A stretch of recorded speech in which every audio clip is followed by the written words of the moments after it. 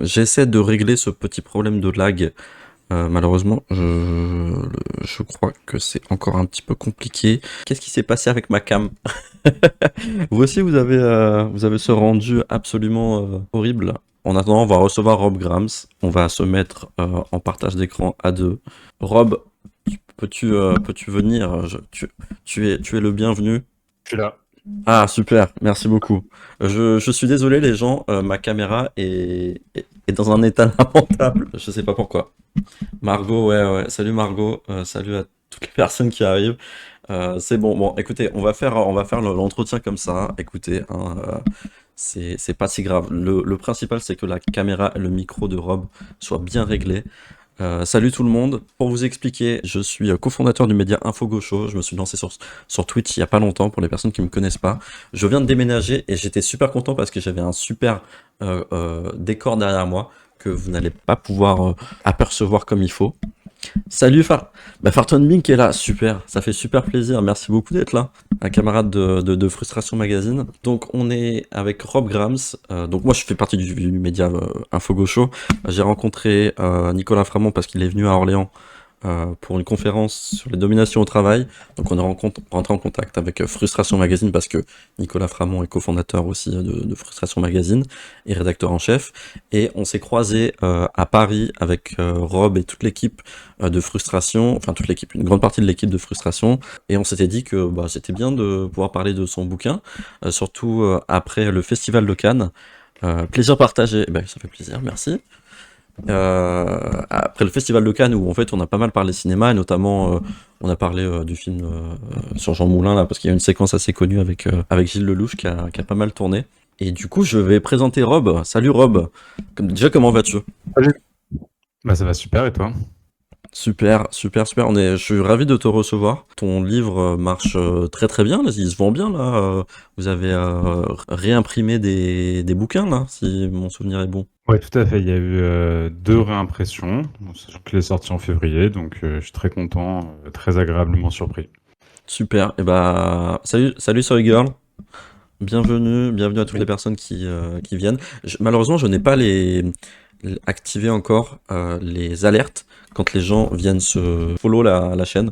Donc je suis désolé, je ne pourrai pas le voir. Ou alors, la baguette marxiste, si tu peux me le dire, peut-être je pourrais faire des petits coucous aux gens. Donc du coup, Bourgeois Gaze, Rob Grams est rédacteur en chef à Frustration Magazine. Il écrit des articles, il intervient maintenant dans des vidéos aussi. J'ai vu qu'il y avait un nouveau type de format qui marche bien, c'est très cool.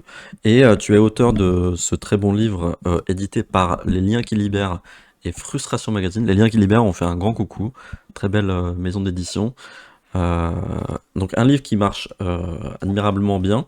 Est-ce que tu peux te présenter un peu quel est ton goût du cinéma, des séries, des fictions, de la politique à travers le septième art?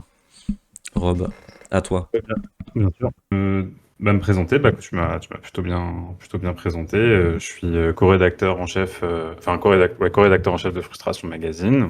On est quatre co-rédacteurs en chef hein, en tout, et une équipe un peu plus Est-ce que large. tu peux présenter tout le monde du coup je sais pas, mais est-ce que tu peux présenter les co-rédacteurs en chef du coup? Bien sûr. Bah, déjà, il y a Farton Bing qui est dans le chat du coup. Ensuite, il y a Nicolas Framont que tu as présenté. Ensuite, il y a Guillaume Étiévent, qui vient d'ailleurs de sortir le troisième livre de notre collection Frustration au lien qui libère, et qui s'appelle Autogestion générale. Donc, j'en profite parce que c'est un livre Alors, très intéressant. Ouais. j'aurais adoré montrer le bouquin parce que il m'a passé son bouquin, il me l'a dédicacé quand on s'est vu au Grand Contrôle, mais malheureusement il sert de cale pour mon écran, pour mon deuxième écran pour l'instant comme je viens de déménager, j'ai mis les bouquins de frustration, mais super Ouais. initiative. Et Guillaume est invité un peu partout aussi en ce moment et je serais ravi de l'inviter pour qu'on parle de tout ça. Voilà, excuse-moi. De son cal, pardon. Ouais, de son cal écran. Ouais, bah, pour l'instant, je mets les meilleurs bouquins sur mon bureau et ensuite ils vont servir de présentation, de live. Voilà, c'est le step prochain, c'est présenter le livre de Guillaume. Du coup, du coup, tu pouvais nous présenter d'autres personnes. T'avais peut-être pas fini la présentation. Bah là, je t'ai présenté quand même l'équipe principale. Mm. Ensuite, on a Sacha qui est président de l'association et qui fait partie aussi du comité de rédaction. Et après, on a pas mal de gens qui écrivent pour nous régulièrement. On vous encourage à suivre le travail de Frustration Magazine. On vous encourage à suivre les réseaux de Rob, qui est en lien avec Frustration sur les publications. Donc vous allez pouvoir voir ça. Et Frustration Magazine, le média magazine. Bon, avant c'était un magazine, mais maintenant c'est devenu un média, même vidéo en ligne, etc. Qui est sur la lutte des classes. C'est le magazine qui met en avant la lutte des classes, donc le rapport entre les classes travailleuses, les classes laborieuses, comme vous l'appelez, et la bourgeoisie. Et vous faites un travail de réaction à l'actualité. Vous faites aussi un travail des fois thématique sur le cinéma, sur un travail théorique, où vous participez aussi à mettre en avant les mouvements sociaux, à analyser ce qui se passe. Et le livre que tu as écrit se situe en direct de cette thématique, c'est de traiter de la façon dont la bourgeoisie concentre la production cinématographique en France et même dans le monde. Euh, et ça permet du coup de comprendre que la bourgeoisie, elle produit un regard particulier sur les différents enjeux de société, et notamment sur la classe laborieuse, sur des personnes racisées, sur aussi un regard un peu méritocratique aussi, en mettant en avant certaines histoires qui vont permettre de nourrir un narratif libéral, en mode il faut se bouger par soi-même pour pouvoir arriver à sortir de sa condition sociale et réussir dans la vie. Est-ce que tu peux nous dire quelle était la première motivation, en dehors du fait que tu es cinéphile, pour avoir écrit ce livre? Ouais, bah alors effectivement, ça m'a permis de réunir un peu, enfin, quelque chose qui est ma passion personnelle un peu depuis toujours avec mon travail à Frustration. Ma passion étant le cinéma, du coup. Effectivement, le travail de Frustration, c'est de faire de la critique de la bourgeoisie, du capitalisme, grand public. Grand public, c'est-à-dire qui n'est pas limité, on va dire, à la sphère universitaire ou à la sphère Mhm. militante, qui sont deux sphères très importantes, mais qui ont finalement pas besoin forcément de nous. Et donc, effectivement, mon livre il s'inscrit dans le travail de Frustration. Et dans ces 3 livres qui constituent la collection, il y en a d'autres qui vont arriver. Et donc, c'est de prendre un peu sous le prisme de la culture, ici du cinéma, la critique de la bourgeoisie.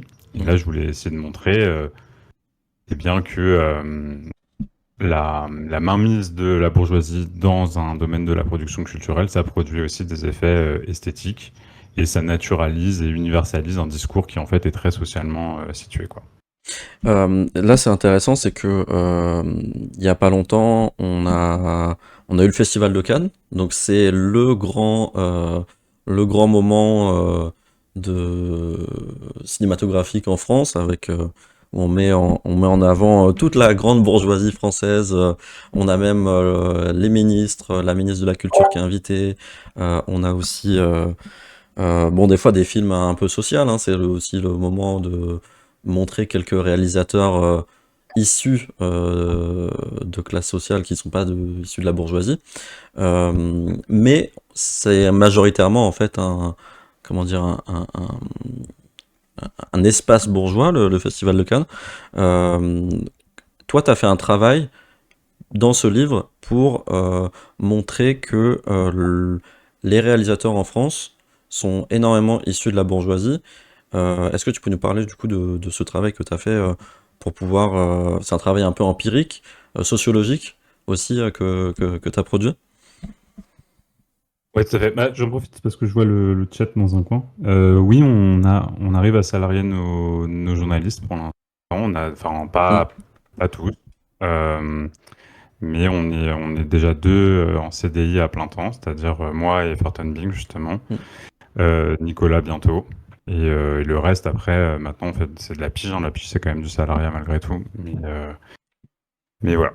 Trop Et bien. oui, donc, Financer on a- Frustration, Mandy, je sais pas si tu peux mettre Vous êtes encore en campagne? Ouais, on est en campagne. En fait, pour la première fois au mois d'avril, on a une baisse Ouais. d'abonnés, bon, qui s'explique pour Ça a été- pas mal de raisons, mais du coup, là, on a intensifié un petit peu la campagne à ce moment-là, et ça a porté ses fruits, donc on a pu redresser un petit peu la barre. On n'est pas encore à l'équilibre, en revanche, Hmm. on s'en approche. Ouais, ouais, Rob, il a cerné directement, il a même vu les messages que j'avais pas vus. Il répond au chat et tout. Rob, faut que tu lances ta chaîne Twitch, hein, quand t'auras un petit peu. Ouais, je suis pas sûr, mais on verra. On en avait parlé après ça. Ouais, c'est vrai. J'en ai parlé avec Nicolas et il m'avait dit c'est beaucoup trop d'investissement, de travail et puis le rapport, comment dire, à la critique politique, c'est, comment dire, on est dans l'instantanéité, des fois on manque de recul, puis beaucoup d'énergie Twitch en vrai. Donc, euh, donc c'est vrai que c'est pas très simple. Il y a plein de choses intéressantes, mais je pense que c'est pas le même travail que le nôtre. Je dis ça sans, d'ailleurs, sans jugement de valeur. Je sais pas, en fait, ça mériterait de consacrer beaucoup d'autres ressources pour Effectivement, ça, ouais. effectivement. Mais de toute façon, Euh, là, Frustration, ça marche très très bien. Soutenez Frustration, merci Mandy pour le lien dans le chat. N'hésitez pas à soutenir Frustration. Euh, et du coup, on a du coup ce que je te disais sur le travail sociologique du ouais. coup que tu as fait, à quel point le cinéma, notamment le cinéma français, est moi, pour le présenter, c'est l'entrevue, notre discussion tous les deux, j'ai parlé de communautarisme bourgeois. Est-ce que ça te semble pertinent d'utiliser ce terme? Parce qu'il y a de la reproduction Bah, ça va, sociale, ouais. de la bourgeoisie, Euh, qui reproduit. Enfin, on peut parler de Bourdieu et tout. Et du coup, le cinéma est dans cette reproduction sociale aussi. Et les réalisateurs qui produisent les grands films en France sont issus de la bourgeoisie, quoi. ouais. Bah, effectivement, oui, communautarisme bourgeois, c'est vraiment pas mal, dans le sens où en fait, la conscience de classe de cette bourgeoisie est pas toujours extrêmement nette. Des fois, elle a même pas l'impression de parler du point de vue de sa classe. Parfois, c'est presque inconscient. En revanche, dans la manière dont les portes sont fermées aux personnes qui n'en viennent pas, là, je pense que le terme communautarisme, il fonctionne assez bien. Euh, donc oui, effectivement, en fait, dans Bourgeois Gaze, j'essaie de montrer donc Bourgeois Gaze, c'est comme c'est un peu le même fonctionnement que le male gaze, hein, le regard masculin. Mm. Donc quand on s'intéresse au regard masculin, à un moment ou à un autre, on s'intéresse aussi aux conditions de production et on constate que dans le cinéma, depuis quasiment son origine, il y a une extrême prédominance masculine qui a été un petit peu contestée depuis MeToo en 2017, mais qui Mm. reste encore très très forte. D'ailleurs, il y a même un petit backlash récemment. C'est-à-dire qu'on voit que même s'il y a eu des nets progrès en 10 ans, en fait, c'est des progrès qui sont fragiles et qui peuvent reculer d'une année à l'autre. Quand on les mesure, par exemple, au nombre de réalisatrices présentes dans les festivals, ce genre de choses. Mm. Euh, donc, pour le bourgeois gaze, on a le regard bourgeois. Ça implique un moment aussi de regarder comment ça se passe, qui sont les personnes qui font les films. Mm. Et évidemment, j'essaie de montrer que donc ce sont des bourgeois. Alors on pourrait se dire c'est pas une grande surprise. C'est vrai que c'est Mm. pas une extrêmement grande surprise, mais en même temps, quand moi j'ai cherché des chiffres pour conforter mon propos ou alors me confronter au fait que ça aurait pu être un lieu commun ou un cliché, peut-être que c'était pas au point où je l'imaginais. En fait, je me suis rendu compte qu'il n'y avait pas de chiffres clairs sur ce sujet. On Mm. avait des chiffres sur pas mal d'autres aspects, mais pas sur les questions d'origine sociale et de classe. Donc, ce que j'ai fait, effectivement, c'est que j'ai regardé l'origine sociale des parents, ce qui est effectivement la méthode classique en sociologie. Euh, Plutôt d'ailleurs que de regarder le revenu, par exemple, parce qu'on est dans des professions où, en fait, Mm. il y a une précarité induite dans le parcours pendant un certain temps. Et cette capacité à encaisser la précarité, c'est déjà en fait une présélection sociale. Parce Mm. que quand l'âge moyen d'un premier film, c'est 38 ans, un long métrage, je veux dire, évidemment, si on se lance dans cette carrière, c'est souvent qu'on a un bagage familial, économique, etc. Même si en fait on a des salaires ou des revenus qui sont pas très bons pendant des années. Ça se Mm. fiait que à ça, quoi. Euh, Et donc j'ai pris 269 réalisateurs sur les 35 dernières années. Et j'en suis arrivé du coup au chiffre que je donne dans le livre, c'est-à-dire 70% des réalisateurs et réalisatrices françaises qui viennent de milieux économiquement privilégiés, donc ce qui va des professions libérales au cadre supérieur, à la petite bourgeoisie, jusqu'à la très grande bourgeoisie. Et parmi ça, on peut près, parmi donc l'origine sociale aussi à peu près 40% qui viennent déjà du milieu de la culture ou audiovisuel, et à peu près un quart dont la famille vient directement du milieu du cinéma. Donc déjà, on peut aussi, bon, la reproduction sociale est importante dans ces milieux-là, et on peut préciser que il y a des réalisateurs, des très bons réalisateurs qui sont, comment dire, issus eux-mêmes du milieu de la culture, etc., qui sont très très bons. Donc des fois, on peut parler de mérite, etc.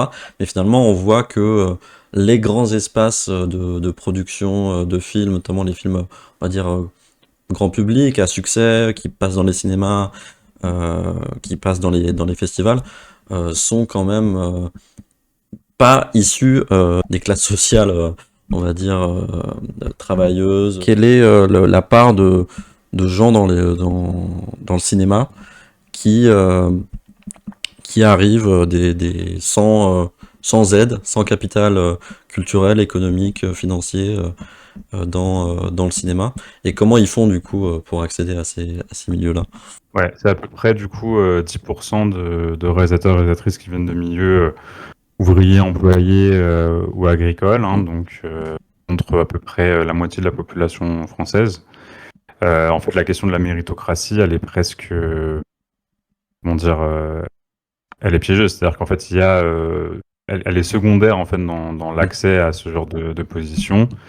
Il y a des gens très talentueux dans les cinéastes bourgeois, des gens qui sont pas talentueux et qui sont là par leur pouvoir, leur héritage symbolique, économique, social. Euh, et ensuite, la capacité à développer son talent artistique, c'est aussi quelque chose qui est socialement situé. Enfin, c'est une phrase de Marx Engels hein, qui dit que en fait, l'émergence du talent au sein d'une classe précise et son étouffement chez la plupart des individus, c'est un fruit de la division du travail. Et je trouve que c'est très bien dit et c'est assez vu. Ça date d'avant l'existence du cinéma, mais c'est bien illustré. C'est bien illustré ici. Effectivement, parfois il y a des petits miracles hein, qui viennent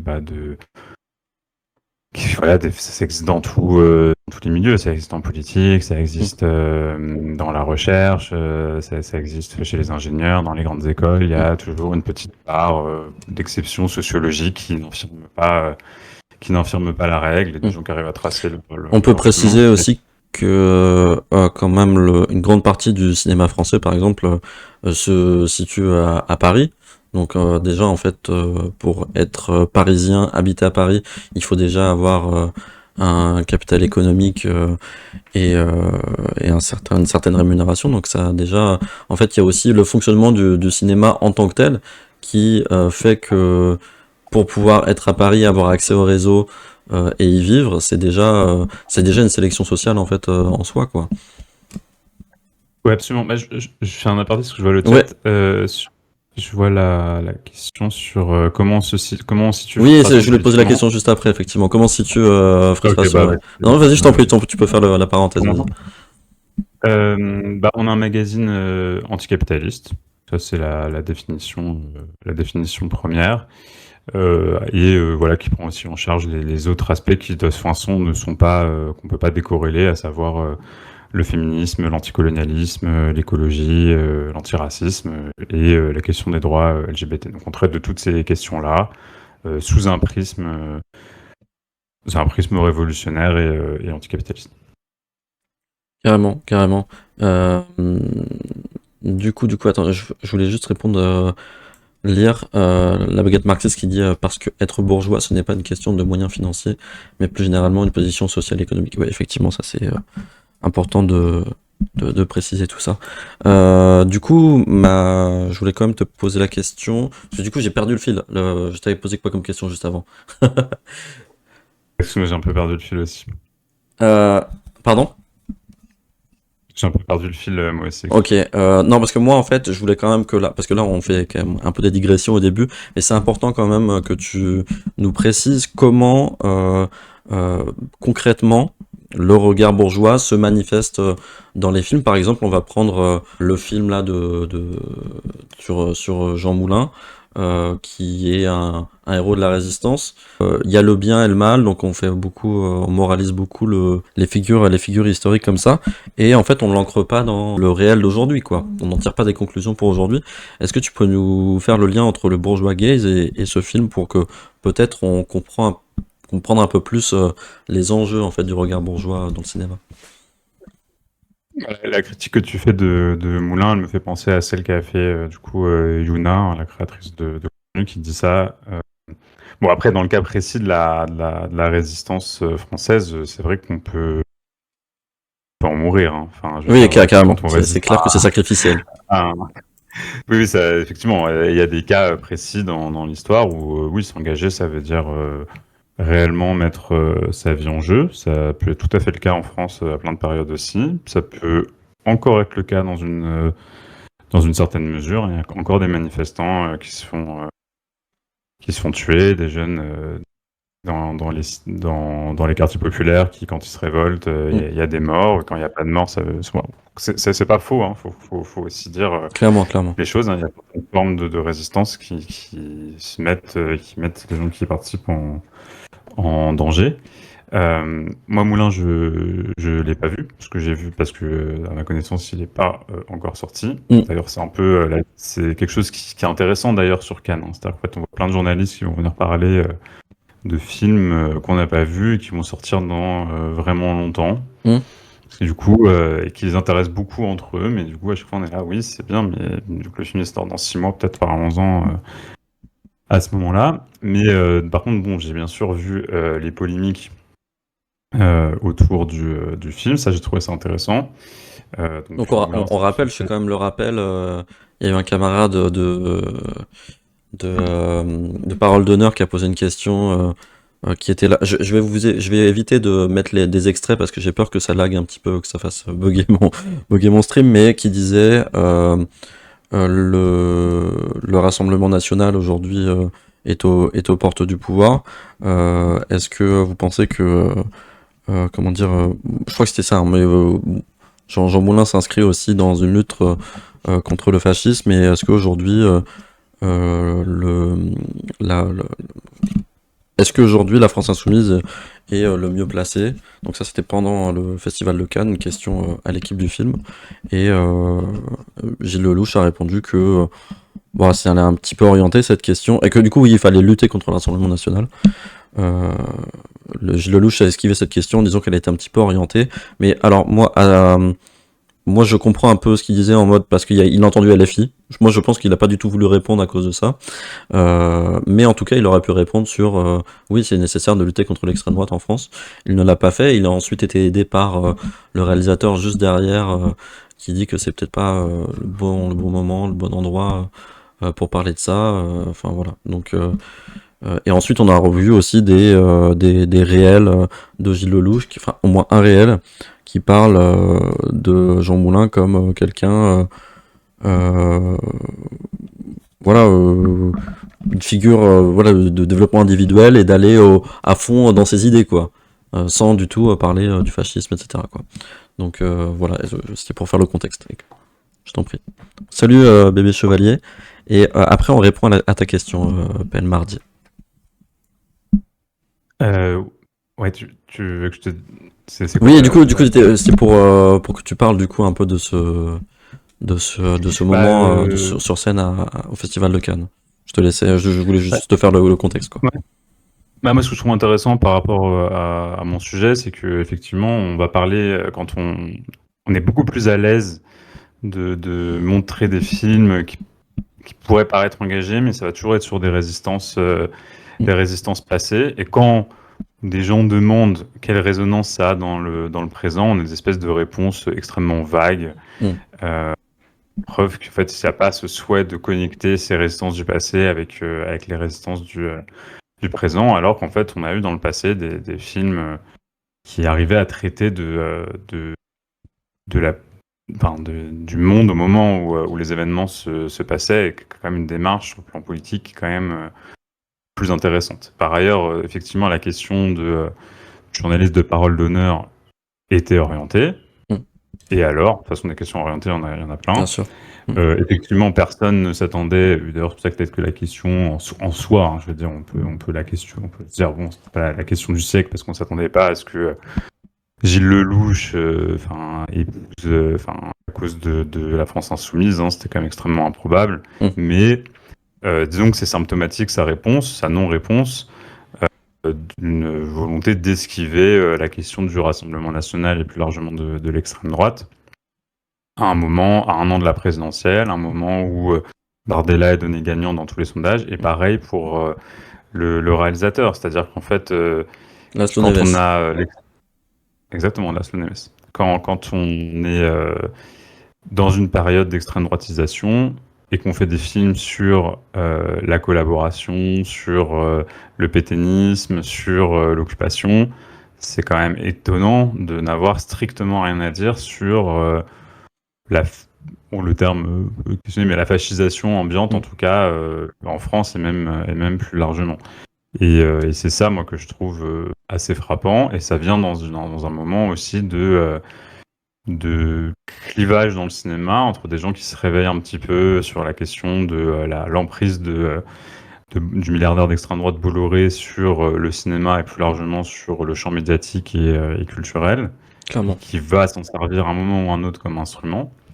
Et une énorme partie du champ du cinéma qui fait preuve d'une assez grande lâcheté, c'est-à-dire qu'essaye de trouver une espèce d'équilibre entre la dénonciation de Bolloré, en même temps continuer à exister dans ce système, Mm.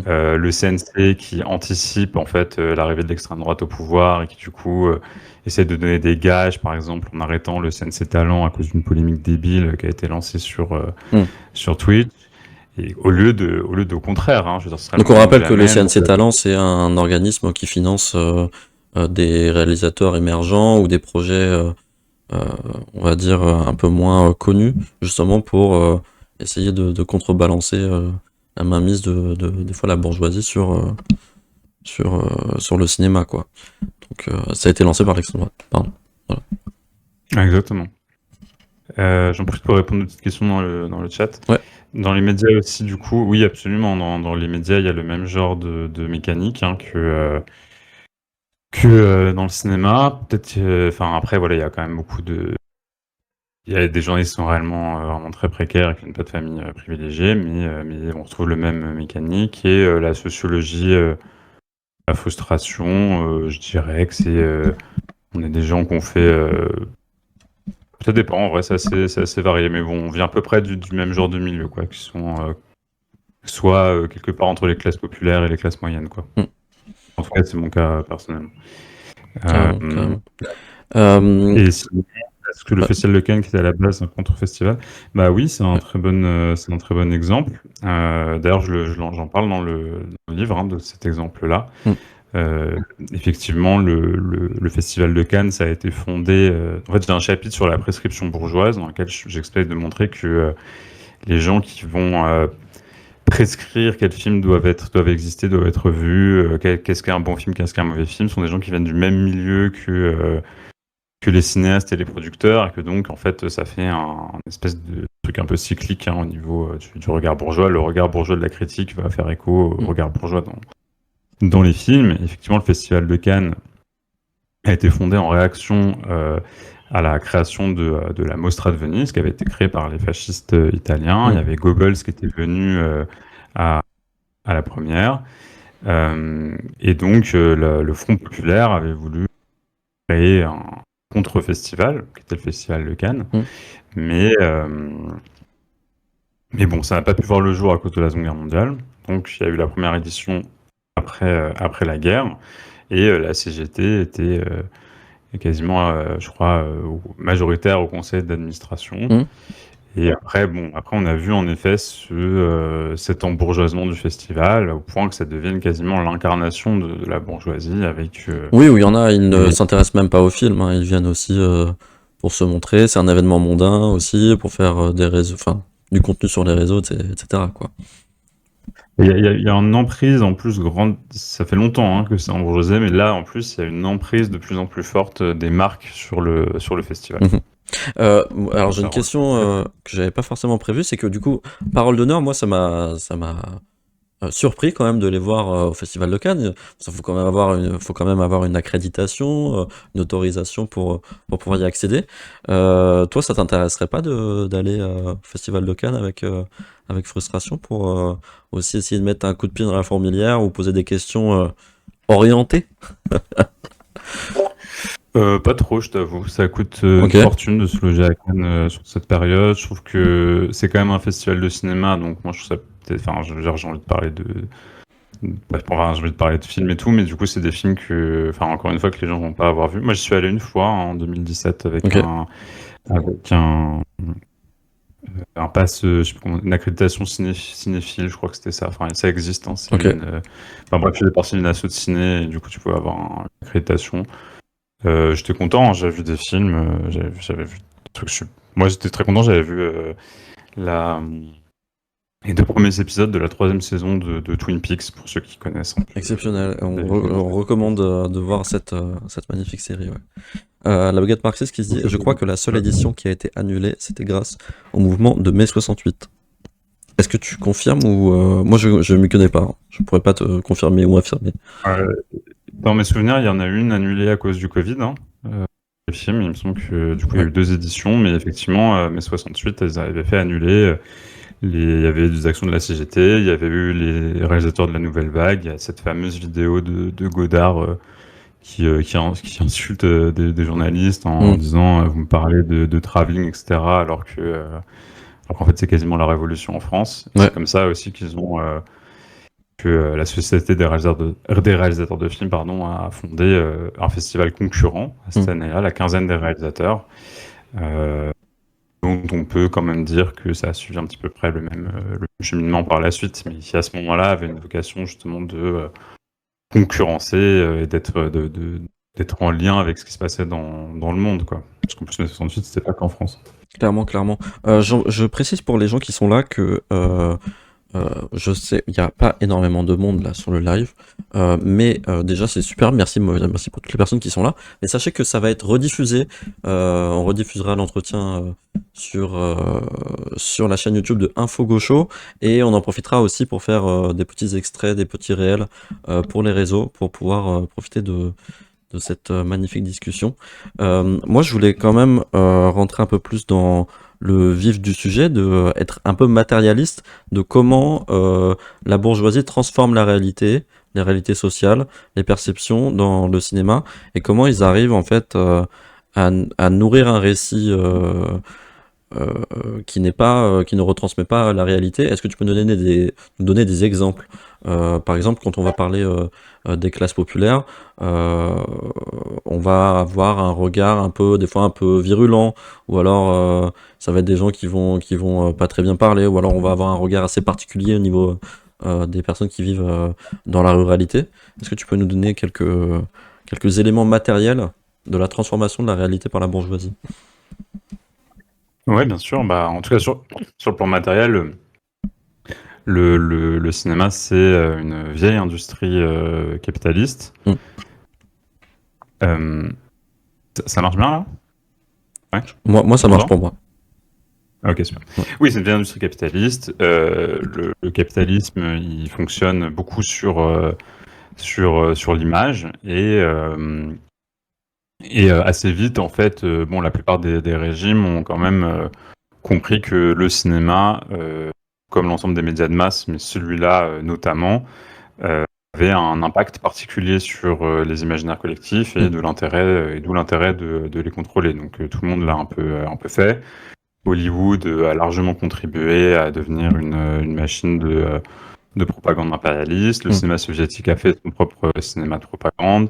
les nazis et puis les idéologues allemands de l'époque, comme Carl Schmitt, lui aussi disait qu'il faut absolument qu'on se saisisse du cinéma. Donc, tu avais C'est très Walter intéressant de Benjamin. regarder ce qu'a dit Carl Schmitt justement sur à quel point c'était central de produire un récit par la fiction, par l'image, quoi. Vraiment, je vous encourage à Ouais, regarder. absolument. Du coup, bon, c'est quelque chose qu'on sait, c'est-à-dire que oui, en fait, le cinéma a un impact sur l'image qu'on se fait du monde, avec d'autres choses, hein. Aujourd'hui, on a les réseaux sociaux, on a plein d'autres choses, mais le cinéma, c'est encore un art très populaire, encore très Mm. regardé. Et d'ailleurs, les gens continuent d'aller beaucoup en salle, et quand ils vont moins en salle, ça veut dire qu'ils regardent moins de films, ça veut dire qu'ils les regardent autrement, c'est-à-dire sur Internet, sur les plateformes, à la télévision, etc. Bien sûr. Mm. Euh, donc, après, du coup, il y a eu plein de gens qui ont réfléchi aux impacts que ça avait, hein. Ça avait, par exemple, dans le cinéma américain, clairement, le fait de tout le temps attribuer les mêmes rôles aux personnages, par exemple afro-américains, a bien sûr un impact sur la capacité de se représenter quel rôle on pourra avoir dans la vie pour plein de jeunes afro-américains, par exemple. Ça, Parce plein que de gens qu'on en parle. par exemple, beaucoup d'acteurs afro-américains jouent des rôles de personnes dont le récit en fait est d'être racisé et d'être issu enfin, voilà, de vivre une violence raciste ou alors voilà ça restait quand même des rôles très racisés hein, justement. Moi je voulais revenir quand même sur un- quand même quelque chose qui a été assez symptomatique du cinéma bourgeois, c'est le film c'est la fille de Vincent Lindon, qui a fait.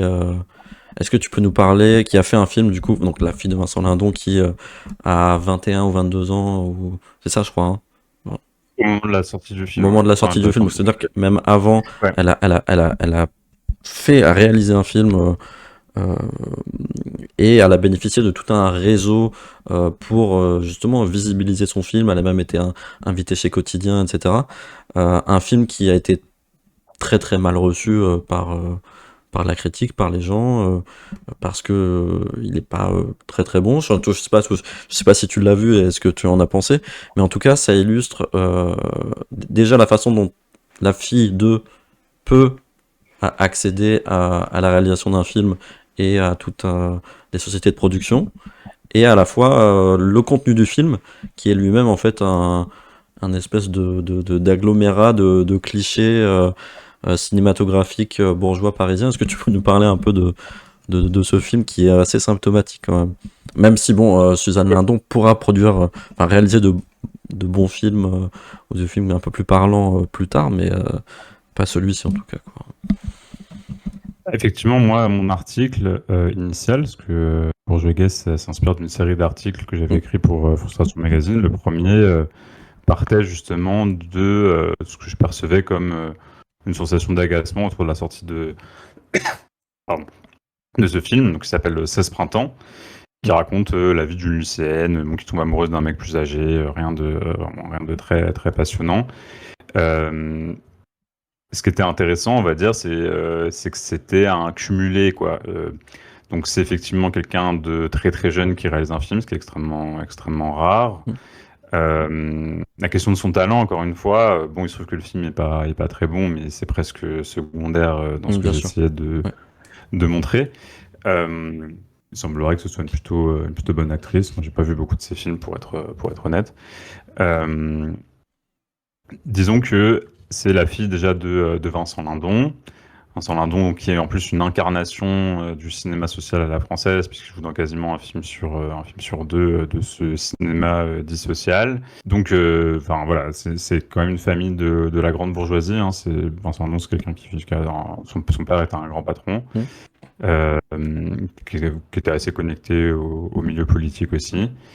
Et c'est quelqu'un qui, par ailleurs, a dit à plusieurs reprises que c'était très difficile d'être un bourgeois dans le cinéma, qu'on a été très mal perçu, etc. Ce qui est complètement insensé quand on a connaissance des chiffres que je viens de donner. Et du coup, c'est un beau démenti à son propre propos, hein. Mm. Alors, effectivement, c'est vrai que quand on a un nom comme ça, on va vous le Enfin, il y a des gens qui vont vous le reprocher. Je veux dire, le népotisme, en fait, comme on doit soutenir la fable méritocratique, quand Mm. le népotisme est à ce point visible, évidemment, il crée de l'irritation. Et disons que là, le désavantage de Suzanne Lindon, c'est que bon, elle porte le nom Lindon, donc c'est très visible, mais bon, en fait, pour les autres, c'est des fois un peu moins visible, mais Mm. c'est quand même très présent. Mais donc là, c'était facile à voir. Ensuite, effectivement, le film a fait peu d'entrées, ça, c'est pas un critère en soi, hein, mais le film a fait peu d'entrées tout en bénéficiant en fait d'une très forte visibilité Il y a un médiatique, ce qui ratio, nous a permis d'accès à... ouais. Le ratio n'a pas Voilà, du tout parce que été dans la moyenne de ce qui se fait d'habitude par rapport à une exposition telle, quoi. bah ouais, quotidien c'est une très grosse émission. La matinale de France Inter c'est plusieurs millions d'écoutes chaque matin, c'est la plus Mm. grosse matinale de France. Donc oui, c'est y compris bah, d'ailleurs pour des jeunes cinéastes qui font un premier film c'est très très rare d'avoir ce niveau d'exposition. Et ensuite, bah, effectivement, il y a ce qu'on voit dans le film, c'est-à-dire un film qui se passe dans le Paris bourgeois, enfin toutes les thématiques habituelles, etc. Donc c'était un peu, je sais pas comment dire, une espèce de quintessence un peu de ce que moi j'avais envie de montrer. Donc c'est pour ça que c'était mon point de départ un peu, hein, de le prendre un peu comme un symptôme. Mm. Euh, Qu'est-ce que toi tu préconises euh, pour pouvoir changer un peu la façon dont fonctionne le cinéma français, pour qu'on puisse retourner un peu cette reproduction sociale, qu'on puisse décommunautariser le cinéma, parce que tu en parles aussi dans le livre. Ouais, bon, ce que j'essaie de dire aussi, c'est que, bon, évidemment, j'ai pas de solution miracle pour la Mm. simple et bonne raison que, en fait, je pense que la sphère de la représentation, enfin, ce que j'essaie de dire, en fait, c'est que si la bourgeoisie est aussi dominante dans le cinéma, c'est évidemment parce qu'elle est extrêmement dominante dans la société. Et que Mm. par conséquent, les réformes un petit peu à la marge peuvent produire quelques effets, peuvent permettre à d'autres profils d'accéder par-ci par-là au cinéma. Ce qui ne veut pas dire d'ailleurs que tu règles le problème, parce qu'en vérité, le cinéma, même si à cause de, enfin, on a l'impression que c'est avant tout on peut avoir l'impression que c'est avant tout le cinéaste. En vérité, ce cinéaste-là, il baigne dans un écosystème très large. Les films sont des œuvres collectives. Il y a tout un ensemble de commissions. Il y a Mm. les festivals. Il y a la production. Donc en fait, on n'est pas de toute façon pas entièrement libre. Donc c'est pas parce qu'on arrive par miracle d'un milieu populaire et qu'on réalise un film que son film échappe en fait au code bourgeois. C'est d'ailleurs on constate d'ailleurs que c'est assez souvent pas le cas. Donc c'est pas si simple. Il Mm. s'agit pas juste de dire on va mettre tel pourcentage de gens qui viennent dans le milieu populaire pour régler le problème. C'est vraiment la structure de production et de distribution en général qui est à regarder.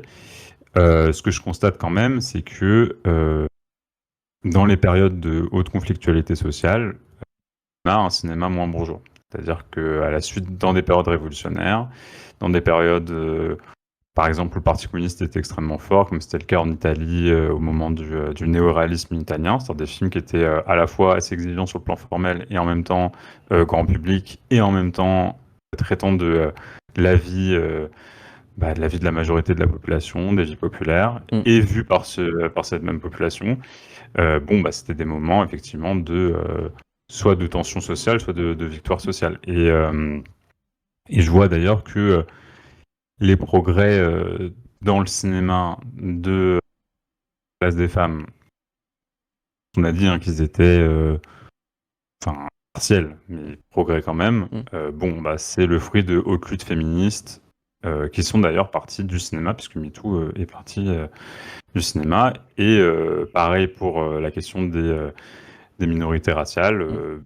Au cinéma américain, la petite progression de la place des personnes africaines, c'est le fruit de hautes luttes, à la fois dans la société et dans la sphère précise du cinéma. Et d'ailleurs, les précédentes périodes de progrès, hein, qui avaient donné par exemple l'émergence d'un cinéma afro-américain radical dans les années 70, qui s'appelait notamment la Blaxploitation, bon, c'était pareil, ça s'inscrivait dans un moment de lutte très féroce pour Mm. les droits civiques, il y avait le Black Panther Party, ce genre de Ah. choses.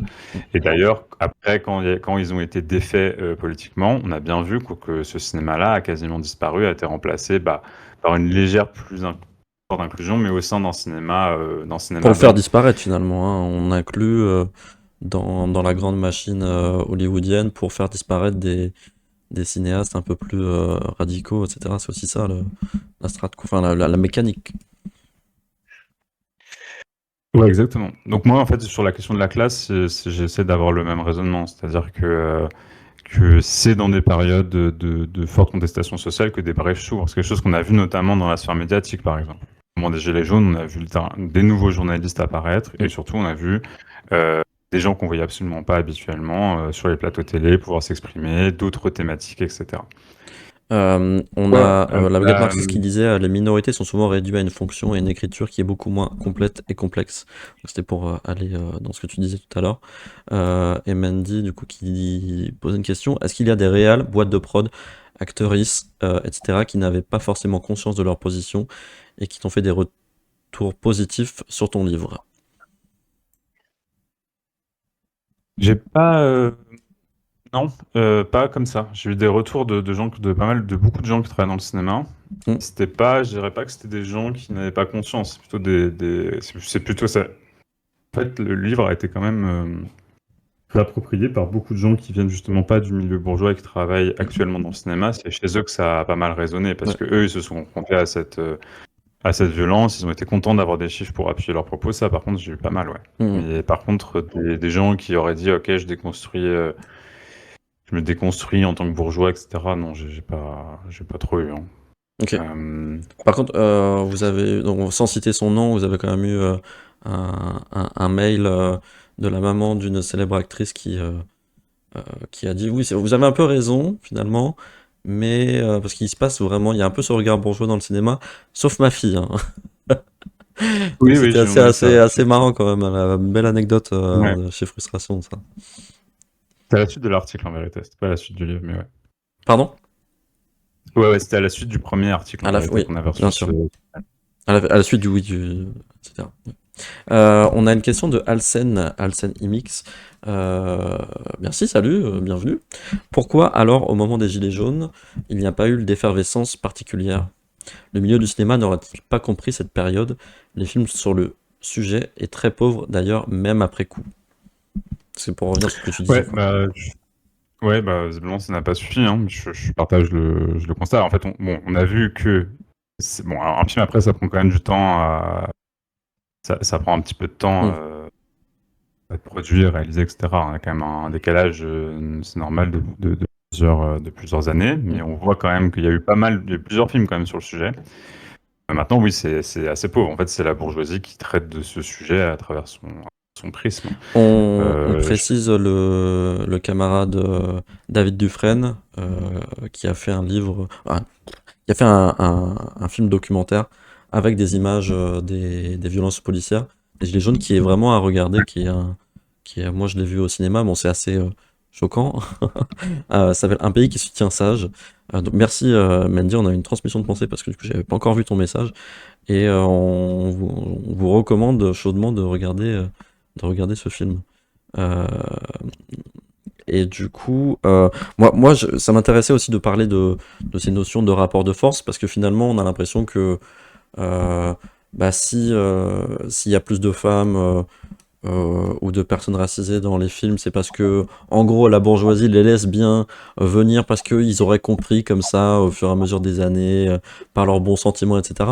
Mais non, en fait, c'est ce que tu disais, et c'est ce qui est comment dire, primordial de rappeler, c'est qu'il y a des rapports de force dans la société et que ça remonte jusque dans les milieux culturels pour que les représentations, que les proportions soient comment dire, on va dire plus respectées, en tout cas plus égalitaires.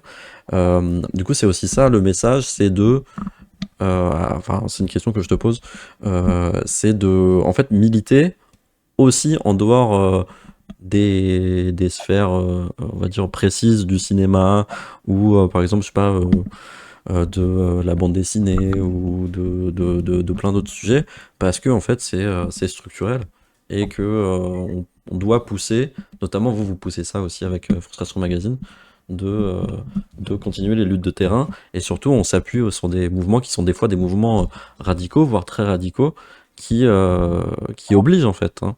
C'est ce que disait Nicolas Framont, c'est on s'adresse à la peur de la bourgeoisie parce que en fait elle ne comprend que avec ses intérêts et donc on doit la contraindre. Est-ce que c'est aussi ça le message que tu veux passer pour le cinéma notamment?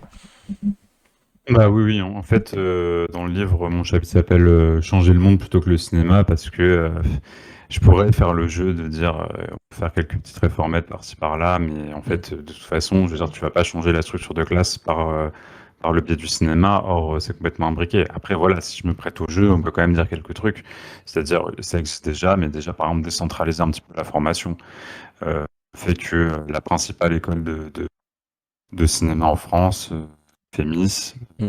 qui est l'école la mieux subventionnée d'ailleurs du pays, hein, quand même, hein, c'est pas inintéressant de savoir.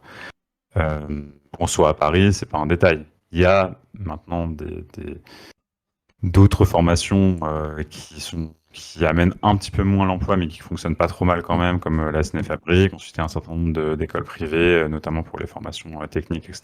Il y a Louis Lumière. Bon, en fait, il y a quand même des formations qui sont pas qu'à Paris, mais c'est quand même principalement à Paris.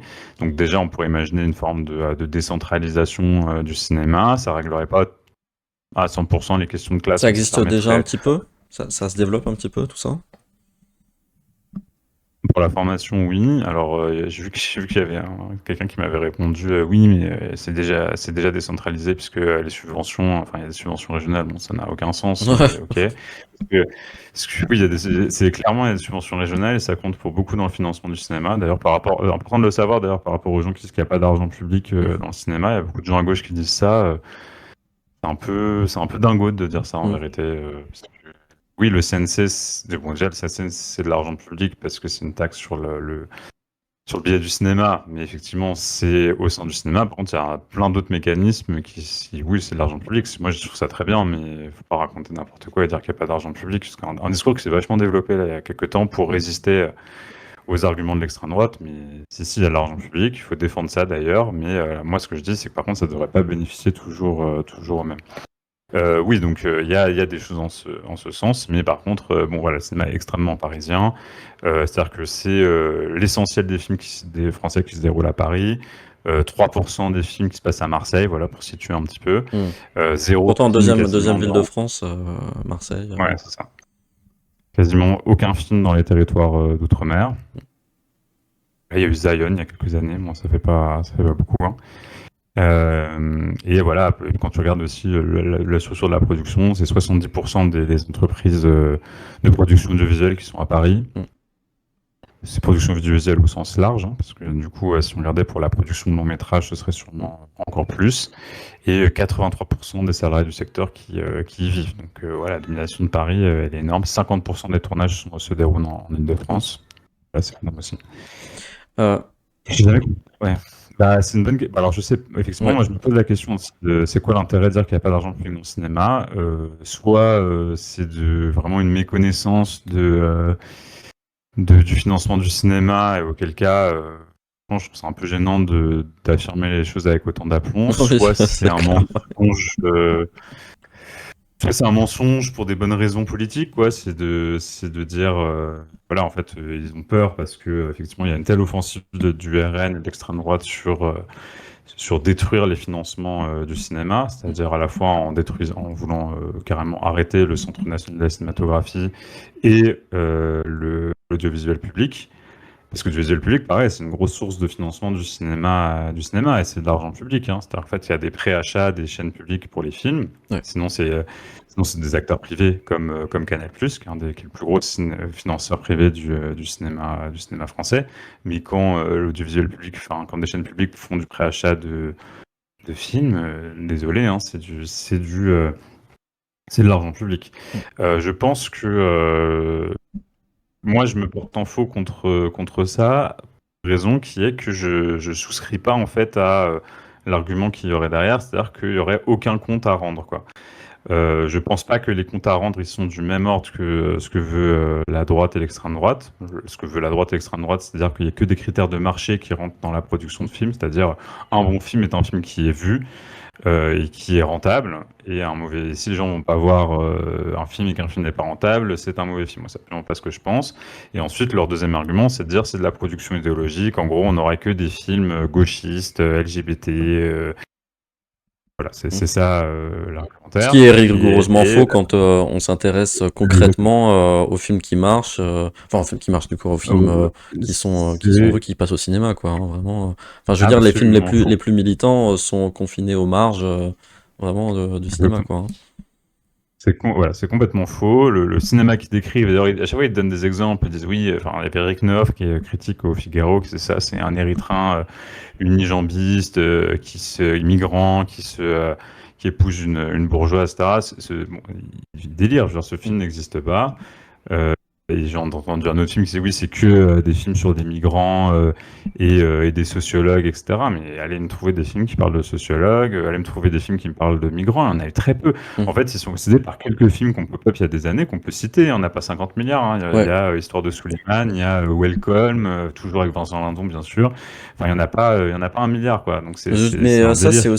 c'est aussi l'extrême droite, en fait, où ils ont... Bon, il y a beaucoup de personnes sur Internet, en fait, à l'extrême droite, qui se chargent d'aller chercher des petites polémiques ou des choses un petit peu discrètes dans le coin d'Internet pour en faire quelque chose en nourrissant un récit, en fait, qui est absolument loin de la réalité. Et ça a notamment été le cas, là, dans la sphère musicale. Il y a un artiste, un rappeur, ou un collectif, je sais plus, mais je crois que c'est un rappeur qui parlait de mettre des coups de pied dans la tête d'un facho, etc. Et c'est devenu un succès musical parce que, en fait, l'extrême droite en a fait quelque chose, mais c'était un artiste qui était très très peu connu.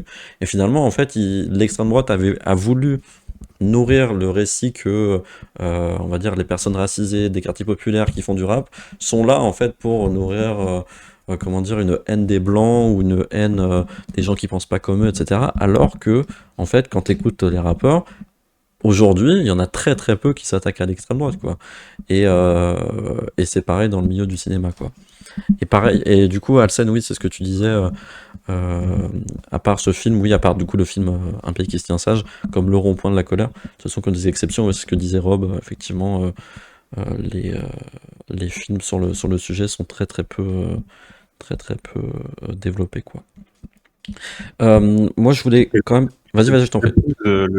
Ils épousent le point de vue bourgeois sur cette situation qui consiste à s'inquiéter des fractures en France, qui Mm, consiste à noter qu'il y a eu des violences policières, parce que le niveau de violence policière a été tel et a été tellement filmé, c'est aussi ça mm, la nouveauté, parce que bon, ça a toujours existé les violences policières en France, et y compris à des niveaux supérieurs à ce qu'il y a eu pendant les Gilets jaunes, hein. Des fois, on a un effet de loupe hein, sur notre propre période, hein, mais on se rappelle qu'en 61, par exemple, on jetait des centaines d'Algériens dans la Seine, donc je veux dire, on a connu en France des niveaux de violence pour des manifestants très très très élevés en mm, France. Euh, mais là, par contre, c'est filmé, donc ça a percé le mur médiatique et ça a mm. fini par percer aussi le mur du cinéma, mais par contre avec un discours qui est celui de la bourgeoisie, qui est donc de dire, voilà, c'est pas facile, c'est certes terrible les violences policières, il y a quand même l'IGPN qui veille un peu, Mm. et bon, c'est quand même pas facile d'être policier, quoi. Il y a quand même deux points de vue à l'histoire. Voilà, c'est un Mm. peu ça le discours bourgeois sur la violence policière, qui ne correspond à aucune espèce de réalité et qui du coup ne fait pas système. C'est-à-dire que Mm. on comprend pas ce que c'est la violence policière. C'est souvent traité sous le Est-ce que tu régime de veux... pas- la bavure. ouais. Est-ce que tu veux faire le lien avec, par exemple, un film comme Bac Nord ou comme Les Misérables, où finalement on a l'impression que les flics, ah, c'est pas si facile finalement de d'être policier, et notamment bah, on a des réalisateurs qui sont un peu réactionnaires, hein, qui vont produire des films pour nourrir un narratif, quoi. Parce que ça, c'est aussi un problème, quoi. C'est qu'on a enfin, une politisation bourgeoise et réactionnaire de certains réalisateurs qui vont faire des films sur la police pour nourrir l'extrême droite, finalement. Moi, on a eu deux fois le même discours, mais de points de vue politiques différents, qui sont bon, effectivement, il y a eu Bac Nord, c'est le discours actionnaire de droite, hein. Mm. Je suis même pas sûr que le réalisateur soit vraiment réactionnaire. Je pense juste qu'il se rend même pas compte. Enfin, je veux dire conscient en tout cas. Bon, en tout cas, Il était très surpris. Bégodeau, peut-être il parlerait de bourgeois autoritaires, tu vois, c'est un peu des étiquettes. En fait, ils suivent un peu la tendance politique de la période, quoi. Voilà. Et donc voilà, il a fait par contre, il a fait un film qui est clairement un film d'extrême droite. Et Mm. après, on a eu la version centre-gauche qui est Les Misérables Leslie, Mm. qui suit là aussi trois policiers de la BAC, voilà, et qui nous fait comprendre que certes, c'est quand même pas facile, c'est pas facile quoi ce taf. Mm. Donc dans Bac Nord, ça va beaucoup plus loin, hein. Dans Bac Mm. Nord, il y a un discours sur le fait que les policiers aimeraient rétablir l'ordre, mais qu'ils en ont pas les moyens. Mm. Parce ils sont brimés, quoi. Et qui sont aussi attaqués par l'IGPN, donc la police des polices, qui d'ailleurs dans les deux films, hein, ils ont ça en commun, créerait une sorte de terreur chez les policiers alors que c'est une machine à blanchir. Mm. Oui, effectivement, maintenant c'est une vraie propagande policière puisque c'est carrément le point de vue des syndicats de police sur une histoire vraie. Ça, voilà, donc oui, oui, ça adopte 100% ce point de vue, qui sont des policiers qui ont fait à peu près n'importe quoi, et à des histoires, et qui en fait, derrière, il épouse complètement ce point de vue de la défense des corporatistes, des policiers. Un truc qui est un petit peu délirant, hein, sans même visiblement avoir connaissance de ce qu'est le travail réel de la BAC, hein, Mm. qui est quand même du flagrant délit, quoi. Parce que dans le film, on les voit successivement faire de l'infiltration, de l'enquête, de l'assaut, voilà, enfin, c'est un peu fou, hein. Est-ce que tu juges que réalisateurs qui sont de droite, voire d'extrême droite, peuvent produire des films qui valent le coup d'un point de vue sociologique, d'un point de vue de, comment dire, sociétal, ou même d'un point de vue artistique, ou est-ce que finalement il faut quand même avoir une sensibilité un peu progressiste pour produire des films qui valent le coup? Sur des films qui sont des films qui parlent d'enjeux sociaux, hein, comme bah, les films policiers par exemple, ou des films où on parle de révolte, où on parle voilà, d'enjeux féministes, etc. Euh, est-ce que finalement il faut avoir quand même une sensibilité de gauche pour produire des films qui valent le coup d'être regardés pour servir la société, quoi.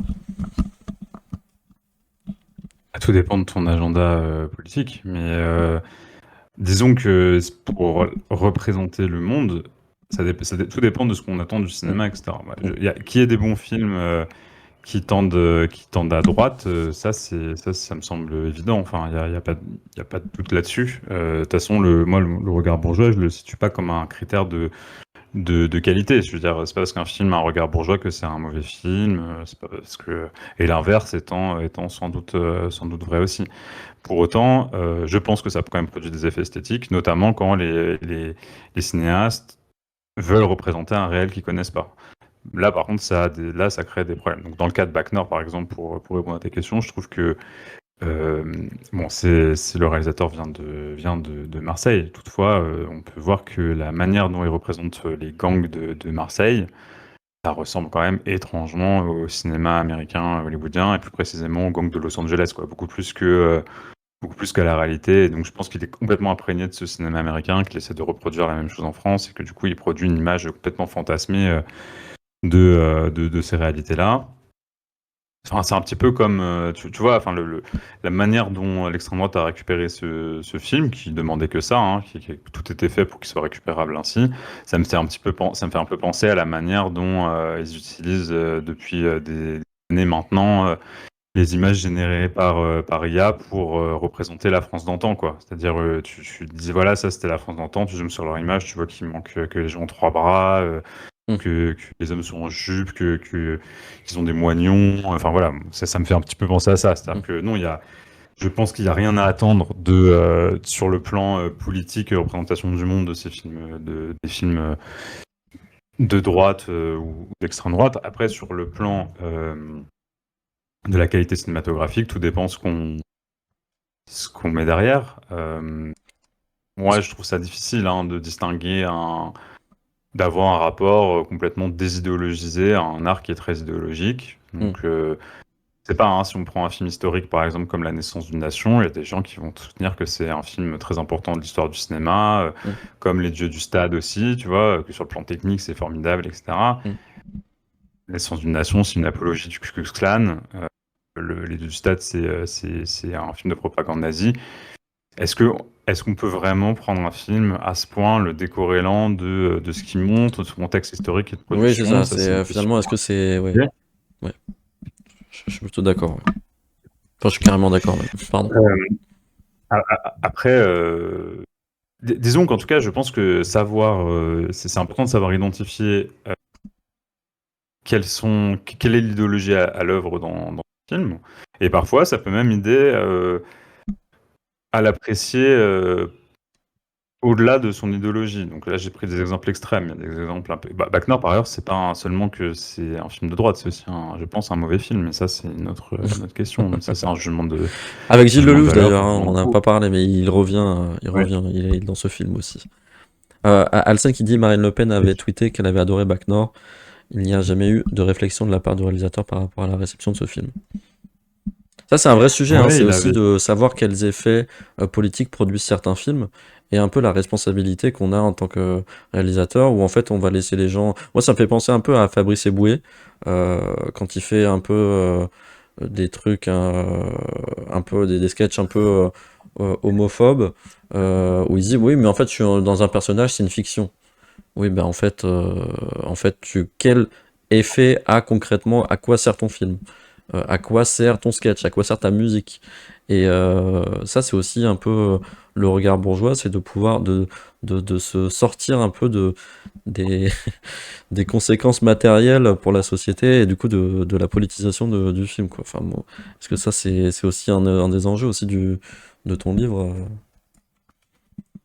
C'est sûr que moi je trouve que effectivement un cinéaste ne peut pas être tenu pour responsable de l'entièreté des interprétations ou Mm. récupérations qui vont être faites de son film. En revanche, je trouve que dans l'analyse, c'est intéressant de voir pourquoi certains films sortent à certains moments, dans quelles conditions, pourquoi ils sont récupérés ainsi, et quand ils ont une récupération droitière par exemple, qu'est-ce qui... Comme pour Paty. Non, c'était quoi le nom du film? Sur Samuel Paty. Ah oui, l'abandon. Bah, moi, pareil, ça, c'est Abandon, un ouais. film que j'ai pas vu, donc je vais pas trop Oui, bien sûr, bien sûr. développer. Après, le seul truc qu'on peut dire, c'est que moi, que je trouve intéressant déjà, c'est que par contre, le producteur et auteur du livre, c'est quelqu'un qui est très proche de l'extrême droite, Mm. puisque c'est quelqu'un qui a fait la web TV de Michel Onfray, qui a travaillé pour Marine Le Pen et Valérie Pécresse. Donc déjà, ça, c'est un fait, et qui, du coup, oriente. On peut dire que c'est pas neutre en fait quand quelqu'un qui a ce prisme politique-là va faire un film, enfin, voilà, qui a l'air d'être un film républicain Mm. sur la radicalisation islamiste, qui visiblement a une réalisation assez scolaire, mais moi j'ai pas vu le film, donc je vais pas trop, je quand même essayer de pas. Il y a des films dont on peut quand même quasiment avoir un avis avant de les avoir vus, mais la prudence mérite quand même de les voir avant. En tout cas, moi d'ailleurs sur ce sujet précis, hein, parce que est-ce que c'est possible de faire un film intéressant sur la radicalisation islamiste, qui soit pas un film d'ailleurs d'extrême droite? Il y avait les Frères Dardenne qui s'y étaient essayés avec Le Petit Ahmed. Moi, je trouve que c'est pas du tout réussi. J'aime beaucoup les Frères Dardenne, mais pour moi, c'est un de leurs pires films. Parce que les analyses, bon, d'habitude, ils sont quand même ils sont assez documentés, ils ont un gros niveau de justesse, je trouve. Là, franchement, c'est pas sérieux, quoi. Ils attribuent globalement la radicalisation islamiste, à l'absence de père et au discours à la mosquée, quoi, qui correspondent pas du tout à ce qu'on sait Mm. de ce genre de profil. Par contre, il y avait eu un film de Philippe Faucon qui s'appelle La Désintégration, ça c'est un film magnifique, qui est sorti d'ailleurs avant les attentats de Mohamed Merah, autrement dit avant le premier gros attentat islamiste Mm. contemporain, et qui, je trouve, fait vraiment une analyse structurelle de ce phénomène, comme quoi c'est possible de faire un film intelligent et juste sur ça, et d'ailleurs qui était tristement prémonitoire, quoi. Eh ben écoute, je propose que on fasse un extrait aussi de de ce film, enfin de ce que tu viens de dire là sur la désintégration, pour dire si vous voulez voir quelque chose d'assez pertinent sur la radicalisation des individus, des passages à l'acte, etc., allez voir ce film euh, par rapport à l'abandon, quoi. Voilà, si l'abandon ne vous a pas plu, allez voir la désintégration. Ce serait un peu mieux. Donc je ferai un petit réel là-dessus, quoi. Euh, qu'est-ce que tu... qu'est-ce qu'on peut dire du coup aujourd'hui sur euh, là, c'est peut-être des enjeux qui sont peut-être un peu plus connus, un peu plus mainstream, sur à quel point le cinéma, notamment le cinéma américain, nous on parle de soft power, c'est-à-dire que le cinéma américain produit un effet de représentation de la puissance américaine dans le monde entier, qui assoit la domination américaine. Euh, à quel point le cinéma américain euh, a un pouvoir de représentation politique énorme aujourd'hui, même en France. Parce qu'on par exemple, on va entendre l'extrême droite parler beaucoup oui, en fait, on nous parlait en gros des musulmans ou de la culture africaine qui viendrait à détruire la culture française, etc. Mais on est quand même abreuvé de culture américaine cinématographique et de leur représentation, de leur fast-food, de leur voiture, etc. Et même, bah, du coup, de leur fast-food tout court, hein, parce que du coup, on a des McDo, des Burger King un peu partout, quoi. Euh, est-ce que tu peux nous parler un peu ouais, de la force du cinéma américain dans l'Occident et dans le reste du monde, quoi? Bah, déjà, je suis d'accord avec toi, hein, c'est-à-dire que effectivement, la droite est obsédée par le fait qu'il y ait eu deux, trois vagues tentatives d'apprendre l'arabe, qu'on puisse avoir choisir l'arabe en vivante, en langue vivante 2, euh, paniquer de voir un kebab de temps en temps, paniquer de tout ça, sans voir que ce qui détruit les cultures qu'ils imaginent traditionnelles, le mode de vie à la française idéalisé, etc., et Mm. qui détruit ces cultures partout dans le monde, c'est l'uniformisation capitaliste. Et évidemment, elle est pas neutre culturellement, c'est-à-dire c'est la société enfin, marchande de masse à l'américaine. C'est ça qui détruit absolument tous les aspects de ces cultures.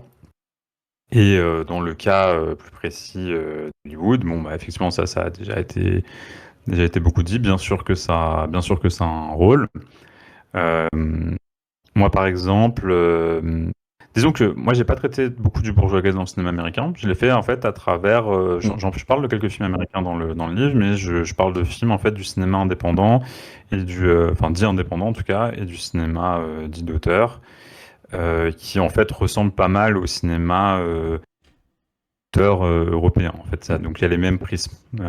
Mais en fait, il y a bien sûr un bourgeois dans le cinéma hollywoodien qui se manifeste d'une manière différente. Moi, je parle pas mal du cinéma français, mais le regard bourgeois, bien sûr, il existe Mm. dans d'autres pays, mais il va avoir d'autres manières de s'exprimer. Dans le cinéma français, ça va être beaucoup, c'est beaucoup en fait la surreprésentation de la bourgeoisie. En fait, moi, je cite le collectif 50-50, qui est un collectif qui travaille sur les questions d'inclusion au cinéma, et il constate que 74% des gens des personnages dont on connaît la profession appartiennent aux catégories socio-professionnelles supérieures. Dans le cinéma français, ça se manifeste déjà par une extrême surreprésentation de la bourgeoisie. Dans le Mm. cinéma américain, c'est un peu différent. On voit notamment, par exemple, au niveau des personnages, ça va être beaucoup l'individu ou la famille de classe moyenne qui habite dans la banlieue pavillonnaire, etc. Souvent quand même avec quand même une assez grosse réussite matérielle, hein, parce que en fait, il y a énormément de pauvres hein, aux États-Unis. Il y a beaucoup de classes moyennes en fait qui n'ont absolument pas ce niveau de vie, Mm. mais en fait ça pareil, ça crée une imagerie du mérite individuel, etc. Et leur forme scénaristique est souvent construite comme ça. C'est quand même un individu ou une famille qui va se retrouver confronté à des obstacles et qui vont surmonter ça ensemble ou à quelques-uns quoi, ou tout seul. Ça, c'est quelque chose qu'on voit beaucoup dans le cinéma d'action, qu'on voit beaucoup dans le cinéma d'horreur, qu'on voit même dans le cinéma d'animation. Les Indestructibles, c'était ça. Mm. Euh, ça, c'est une idéologie bourgeoise de l'individu méritant qui, grâce à ses propres ressources, va réussir affronter les obstacles et aussi cette imagerie de la classe moyenne pavillonnaire comme l'American Way of Life qui serait quand même quelque chose d'accessible en vérité. Donc ça, c'est la première chose. Mais ensuite, il y a au niveau propagandiste un cinéma fortement belliciste et impérialiste.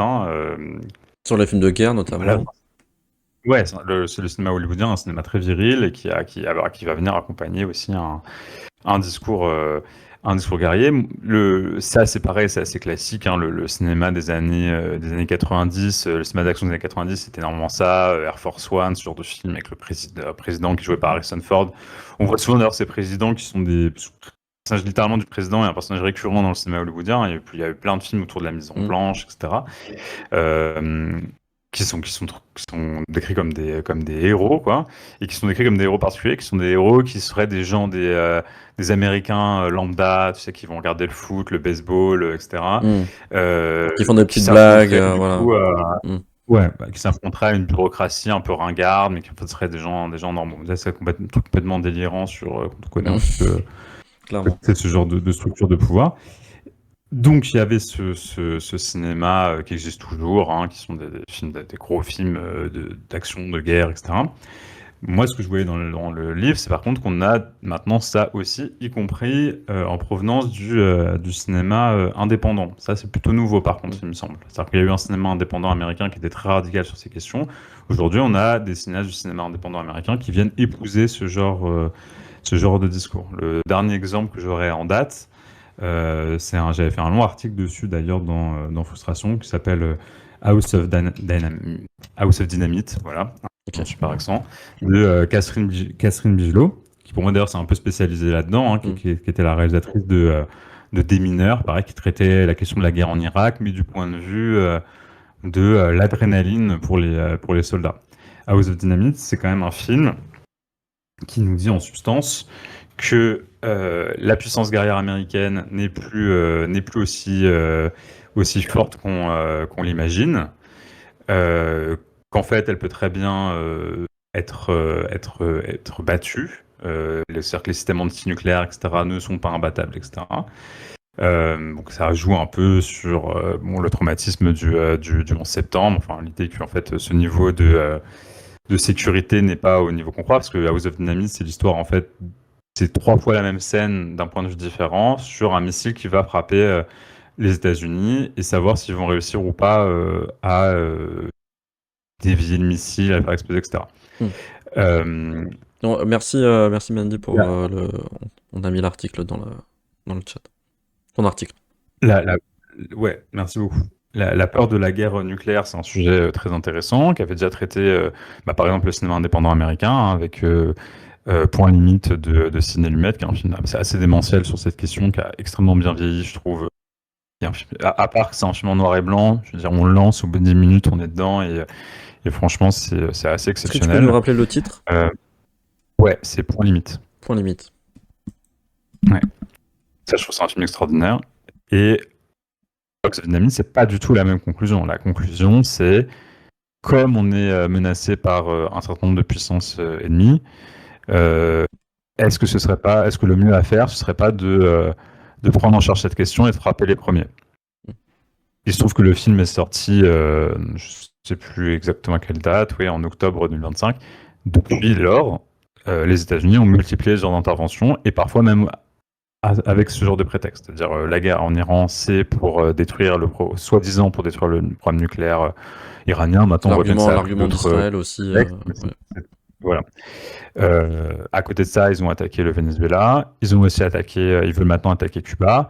Ils ont menacé la Colombie. Récupérer le Groenland aussi parce qu'il y aurait soi-disant les Russes qui veulent mettre la main dessus, Exactement. etc. Quoi. Donc, par exemple, on voit bien que ce film-là est venu accompagner la propagande trumpiste, mais de manière extrêmement directe. Et c'est un film qui est donc produit et diffusé par Netflix, qui a été vu probablement des centaines de millions de fois. Enfin, c'est une très grosse machine avec des acteurs très connus. Donc oui, voilà, je sais pas si ça répond, mais je pense que c'est un ouais, fail safe, ouais, tout à fait en anglais. Ouais, je pense que c'est un bon exemple Et je parle de ça parce que Catherine Bigelow, c'est quelqu'un qui faisait des blockbusters, mais qui est quand même considéré comme un peu du cinéma d'auteur grand public, quoi. Hmm. Donc je trouve intéressant comme exemple. Donc oui, ça produit des effets et ça cherche à habituer ce public-là à ce genre de discours et à le normaliser, quoi. Bah, très clairement, et bon là on parle de films de guerre où bah, on va carrément se projeter dans des situations de guerre, du coup des positionnements qu'on peut avoir en tant qu'individu vis-à-vis de l'intervention de son propre pays. Mais par exemple, tu Ouais. regardes un film comme Fast and Furious pour quelqu'un qui un amateur de cinéma d'action en France, il va voir des gens se tirer dessus, faire des cascades en voiture avec des gros muscles, etc. Et ça va nourrir aussi un imaginaire viril de il faut taper en premier. C'est un peu aussi des narratifs qui sont clairement d'extrême droite maintenant. C'est-à-dire, pour réussir en société, c'est la loi du plus fort, quoi. On a dans un retour à la biologisation des rapports sociaux, où finalement, en fait, on va héroïser des scènes d'action absolument sous testo qui qui vont après avoir des conséquences mais très concrètes sur le rapport à la guerre, le rapport à l'impérialisme, etc. quoi. Donc il faut essayer de vigilant, je veux dire, sur toute forme de cinéma, y compris indirect qui ne concerne pas je veux dire, des films de guerre par exemple quoi. Ouais. Donc voilà. Ouais, même si je trouve que, enfin, je sais pas si tu les as tous vus, les Fast and Furious, parce que je trouve qu'en fait, il y a une évolution intéressante de la saga. Je trouve qu'ils ont réussi aussi à accepter le côté un peu méta Mm. et à devenir un petit peu une espèce de comédie auto-référencée. Mm. Il se prend pas tant au sérieux que ça, quoi. Je veux dire, en fait, C'est vrai, c'est vrai. ça se prend au sérieux au niveau qu'il y a des gros moyens, mais je veux dire, bon, il y a quand même un épisode où ils envoient le mec de Tokyo Drift, je crois, qui met un réacteur d'avion sur une des voitures et qui l'envoie avec un tremplin et Oui, qui oui, tue les deux oui, noirs qui c'est sont vrai. dans la voiture. Bon, J'avais, je sais plus avec qui c'est un j'avais film. été voir un des Fast and Furious, mais parce que j'aurais pas été le voir moi tout seul. Où en fait il y a une voiture qui est dans un immeuble, dans un gratte-ciel, et en fait il saute à travers un autre gratte-ciel. En fait enfin comment dire, C'est le la set, ouais. voiture voilà vole à travers les deux gratte-ciels pour se cracher l'un dans l'autre, pour sauver un peu la mission quoi. Et c'est vrai que c'est quand même enfin, il y a quand même un second degré qui est autour de ça. Donc non, non, quand même, ouais, peut-être pas exagéré. Donc Ouais, c'est peut-être pas le non. meilleur exemple, mais bon, après vous voyez très bien le genre de film dont je parle, hein, effectivement. Une dernière chose avant que tu partes. Est-ce que tu regardes des séries en ce moment ou un dernier film qui t'a beaucoup plu? Un dernier film qui m'a beaucoup plu. Ouais. Oui, je regarde des séries, hein, je regarde des séries. Alors un film qui t'a beaucoup plu, pas Là, forcément un film qui vient de sortir, mais un film que t'avais pas vu, qui date d'il y a quelques temps, n'importe lequel en vrai. je suis allé voir Obsession Hmm. de Curry Baker. Je trouvais que c'était pas mal du tout. Ok. Donc pas trop de rapport avec mon sujet, mais c'est pas une bon, c'est un film d'horreur déjà qui est à la fois assez drôle et qui fait en même temps vraiment peur. Mais Hmm. sur le propos, c'est pas inintéressant. Ça joue sur une espèce d'ambiguïté. C'est en fait quelqu'un qui fait un vœu à travers une espèce de petit coupon. Il fait le vœu que une de ses collègues qui s'intéresse à lui que de manière amicale soit folle de lui. Sauf qu'en fait, elle devient effectivement folle de lui, mais de manière extrêmement excessive, au point que ça en devient terrifiant. Sauf que, alors du coup, on pourrait se dire, Tout le monde en parle, tout dit le monde en parle. Menzi. Ouais, ouais, ouais. Ouais, ça fait pas mal parler. Hmm.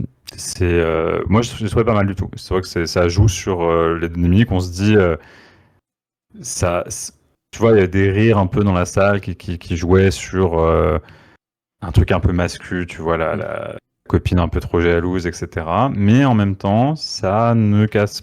On voit que derrière, il y a quand même un responsable dans tout ça, et c'est quand même ce type, quoi, qui a quand même se complaît aussi un petit peu dans cette situation. Bon, bref, c'est un film assez ambigu et intéressant, assez bien réalisé, Hmm. qui fait quand même pas mal peur et qui est aussi un peu drôle. Moi, je trouvais que c'est un des derniers films que j'ai bien aimé au cinéma.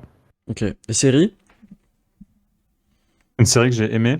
Ouais, ou récent. Enfin, en vrai, comme tu veux. Alors, finalement, je vais t'imposer une série un peu qu'il faut voir, vraiment.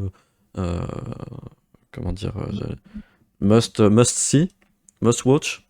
Et une série récente que t'as vue que t'as bien aimé. Bah, moi, ma série préférée, ça reste Twin Peaks. On en a parlé en début d'émission. Pas trop de rapport avec mon sujet. Encore que je vais bientôt faire une petite présentation de Mulholland Drive au mois de juillet. Donc, je vais quand même réussir à en parler peut-être à travers un prisme un peu politique et tout. Mm. Mais voilà, Twin Peaks, je trouve que c'est une série assez inouïe. C'est sorti dans les années 90. Ça Tu peux nous a faire un le peu pitch? donné ses lettres. Ouais, bien sûr. C'est une jeune femme qui est violée, assassinée et qui est retrouvée dans un petit village, enfin, une petite ville des États-Unis. Et il y a un shérif accompagné d'un agent du FBI qui vont enquêter. Ça, le pitch paraît très classique, sauf qu'en fait, ça va développer vraiment ce que c'est cet endroit qui s'appelle Twin Peaks. Et ça va totalement casser les codes classiques de narration. C'est-à-dire que il y a une espèce d'irrationalité permanente. C'est-à-dire qu'il y a des sortes de choses qui ne sont pas de l'ordre du monde terrestre, mais qui ont leur propre logique, qui influent sur ce qui se passe dans la ville. Et même en tant que spectateur, du coup, on doit toujours savoir à quel niveau on est dans l'allégorie, à quel niveau on est vraiment dans ce qui se passe réellement. Mm. Et il y a aussi, en fait, une espèce d'influence du soap opéra qui est assez intéressante, qui à la fois prend le truc un peu au premier degré, joue un peu sur les clichés et en même temps le transcende un peu. Et ce qui est très intéressant, c'est que donc c'est une série qui a eu un impact énorme et une série qu'on a vue aujourd'hui, des séries très marquantes comme par exemple Lost, WandaVision, Leftovers. ACAP, ça comprend Twin Peaks? Non, ACAP, ça ne comprend pas Twin Peaks. Voilà, J'ai pas compris la vanne. Parce que du coup, c'est vrai que les personnages de policiers Ah oui, ok. il y en a trois principalement, il y en a plein en fait, ils sont tous super, ils sont exceptionnels quoi. Il y a un personnage qui est joué par Kyle MacLachlan qui est l'agent du FBI, c'est un Mm. personnage passionnant. Le shérif est génial. Il y a un deuxième shérif indien qui est génial. Enfin bref, effectivement, c'est pas, ça rend pas très ACAB Twin Effectivement. Peaks. Euh, Ok. Et en fait, la série donc s'est terminée dans les années 90. Il y a une espèce de rêve où il y a un des personnages qui dit on se revoit dans 20 ans. Pendant 20 ans, il y a eu des fans sur Internet qui disaient ça se trouve dans 25 ans, même 25 Excellent. ans. Ok. Les résidents disaient non, vous êtes dingue, vous dites n'importe quoi. Enfin, c'est une série, genre c'est dans un rêve, arrêtez de délirer. Mm. 25 ans après, on arrive en 2017, bande-annonce, Twin Peaks revient. Wow. Et ça reprend donc, la série reprend donc 25 ans plus tard, avec les acteurs encore vivants. Et il est réussi, donc Mark Frost et David Lynch, à reproduire la performance de la première série, c'est-à-dire totalement renouveler l'art de la série. C'est pour ça qu'il y a plein de gens à l'époque qui avaient dit que c'était pas une série, que c'était un film en 18 heures. Moi, je trouve ça un peu snob de dire ça, mais Mm. je comprends un peu l'idée. C'est bien que d'ailleurs beaucoup de top de cinéma de l'époque, IndieWire, et qui du cinéma avait mis Twin Peaks The Return, qui était donc la troisième saison, comme le top 1 des films de l'année. Et en fait, ça casse toutes les attentes qu'on pouvait avoir. C'est-à-dire, on se disait que ça allait être un truc un peu nostalgique, on allait retrouver nos vieux personnages, ça allait poursuivre l'histoire, etc. Mm. Ça se passe même pas vraiment à Twin Peaks, ça se passe un peu à Twin Peaks, mais dans plein d'autres endroits. Ok. La narration est complètement éclatée, ça va encore beaucoup plus loin en fait, dans l'idée de proposer quelque chose qu'on avait absolument jamais vu. Donc voilà, ça c'est vraiment la série que je conseille tout le temps. Ok. Et d'ailleurs, en fait, c'est composé de deux séries distinctes, hein. C'est-à-dire les deux premières saisons et la troisième saison. Vavoom me disait son top 3 séries Twin Peaks, je valide, et je sais que Vavoom, tu adores Six Feet Under aussi, Mindhunter et Dexter. Bon, c'est un peu plus mainstream les deux autres, mais ouais, pas mal, pas mal. Ah, Twin Peaks, quand c'est sorti, c'était mainstream, hein. C'était pas Qui ça? un truc niche. Ah, c'est Twin Peaks, Twin... c'était mainstream. euh, Ouais, parce que moi, ouais, Twin Peaks, c'est juste un peu plus ancien. C'est pour ça que ouais, je dis c'est que c'est ça. pas mainstream, quoi, parce que Mindhunter et Dexter, quoique Dexter, c'est pas Ouais. sorti très, très, très récemment non plus, mais je voyais ça comme un peu plus grand public. Mais effectivement. Oui, t'as raison, Ouais. t'as raison. Oui. Et du coup, une série récente qui vient de sortir, qui est en cours, que tu aimes beaucoup. Je réfléchis. En ce moment, je regardais pas mal de séries aussi pour bourgeois gaze pour essayer de voir un peu comment ça se manifeste dans la série. Donc la série que je regarde en ce moment, c'est pas forcément ma série préférée du monde, c'est Gossip Girl, mais donc je Hmm. vais pas Trop bien, conseiller incroyable. forcément. C'est juste que ça m'intéressait de voir comment c'est représenté dans. Enfin voilà, comment cette élite new-yorkaise est représentée, qu'est-ce que ça dit, quel est le propos, à qui ça s'adresse, etc. Donc je Hmm. suis en train de regarder ça pour ça. Pas que je te... Après, c'est pas irregardable non plus, hein. Ouais, ouais. On peut se laisser prendre le truc. Après, voilà, c'est loin de mes goûts et je dirais pas que que c'est une bonne série. Ok. En bonne série, par contre, que j'ai vu la dernière, j'ai vu deux séries géniales ces derniers mois. Très classique, mais quand même, hein, Soprano. Ça, Hmm. effectivement, c'est donc je fais partie de ces avec Six Feet Under, avec The Wire, etc. Bon, bah des grandes séries de l'époque. Moi, c'est ma préférée de cette tendance-là. Soprano. Ouais, donc c'est une série sur un mafieux qui fait une dépression. Et c'est très intéressant parce que ça casse en fait toute la mythologie autour de la mafia italienne. Et d'ailleurs, on voit comment ces gens d'ailleurs se construisent aussi par rapport à l'image qu'Hollywood a donné d'eux. Donc ça, je trouve ça très intéressant. Hmm, hmm. C'est très touchant, très bien fait, la fin est géniale. Et sinon, la série d'avant que j'avais trouvé vraiment géniale, c'était Succession, une série que j'allais voir vraiment extrêmement à reculons.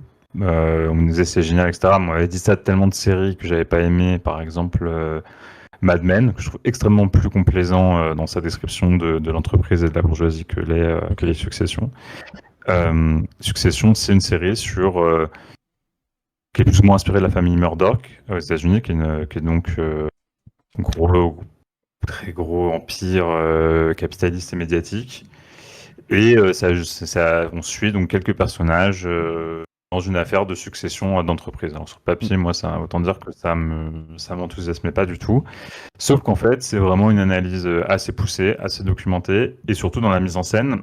Ce qui est très intéressant, c'est que c'est pas du tout au niveau de complaisance habituelle. C'est-à-dire que oui, ça humanise ces personnages, forcément, mais ça le fait avec un espèce de sens du décalage. C'est-à-dire, en fait, on voit quand même des gens assez médiocres qui s'imaginent être d'une certaine façon, mais la caméra te montre Hmm. qu'ils sont pas exactement ce qu'ils croient. Et ça, j'ai trouvé que c'était vraiment assez brillant. Et quand même, pour le coup, du coup, assez intéressant de voir cette classe quand même qu'on voit pas tant que ça et de la voir aussi en tant que classe. C'est très marrant parce que j'avais fait, je sais pas si tu as vu les réels d'Infogo pour les recommandations, mais Ouais, Nicolas a donné Andorre comme recommandation, donc ça tu l'as vu, mais le Canard réfractaire, Aymeric Delaveau a donné Andorre aussi. Euh, ouais. est-ce que toi c'est une série que tu as vue et que tu apprécies? Est-ce que tu aimes bien l'univers Star Wars?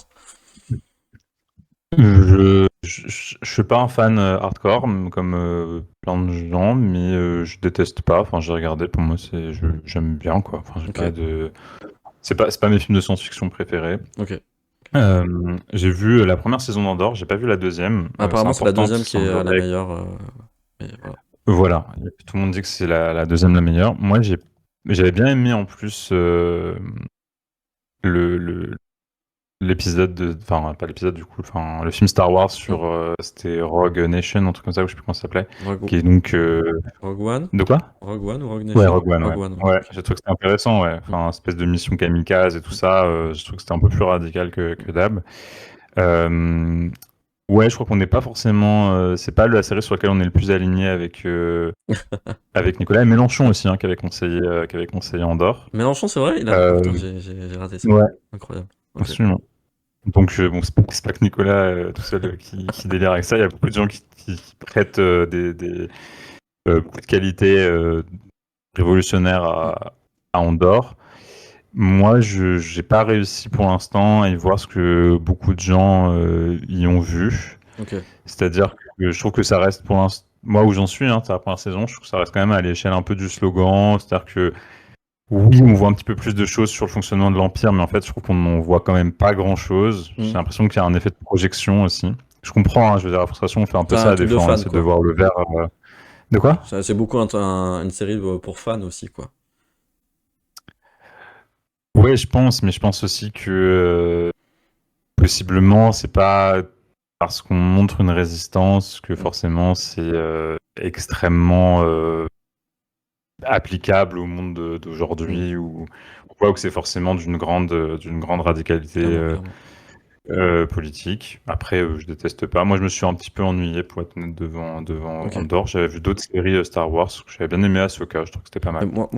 C'est terrible là en ce moment parce que j'ai demandé des recommandations un peu à tout le monde. J'ai beaucoup plus de contenu maintenant, séries, films sur les réseaux sociaux, et j'ai un nombre incalculable de séries et de films à regarder où je me suis là en mode putain, ça a l'air génial. Faut que j'arrête un peu de faire du contenu, de faire des interviews. Faut que je me pose un petit peu pour profiter et pour aussi ouvrir voilà, le regard vers d'autres horizons, quoi. Et bon, faut que je le fasse. Là, ça y est, j'ai déménagé. Je vais me faire quelques petits films, quelques petites séries. Twin Peaks, très clairement. Andor, très clairement. Ta série et ton film, c'est quoi, toi? Alors moi, en série, il y a une série carcérale que j'avais vue il y a longtemps, où j'avais vraiment adoré, quoi. C'était Oz. Hmm. Oz, une série américaine dans les années 90. J'ai regardé ça quand j'avais 15 ans. Mais alors peut-être que j'aurais un tout autre regard aujourd'hui, potentiellement. Mais j'avais vraiment adoré, c'était mon père qui m'avait conseillé. Donc j'avais vraiment une série assez violente, avec des très bons acteurs dedans. Moi j'ai vu énormément de films américains aussi. Moi, je suis pas un énorme cinéphile. J'avais beaucoup apprécié Seven. Voilà, après, bon, ça reste assez mainstream, assez classique. Et en film français, bah, c'est un film avec Patrick Devers, c'est Coup de tête, mais ça reste voilà, un film de. Comment il s'appelle? Jean-Jacques Hano, je crois, coup de tête. Jean-Jacques Hano, ouais. Ouais, avec une Voilà, super musique de Pierre Bachelet, si je dis pas de bêtises. exactement, ouais, avec Trinquant Ouais. face à Saint-Étienne, etc. Bah, Patrick Devers, ouais, hein, bon, moi, c'est mon acteur préféré, je pense. Bon, c'est classique aussi, hein, mais Tu vas bien, je trouve que c'est. mon père va être content quand il va entendre ça. Ouais, Whiplash, exactement, Oui, c'est ça. Plage, Et exactement. Ouais, ouais. effectivement, l'acteur dont le nom m'échappe à l'instant, il joue dans Oz. J'avais commencé, j'ai pas continué, mais pour le peu que j'avais vu, j'avais trouvé Ouais, super. ouais.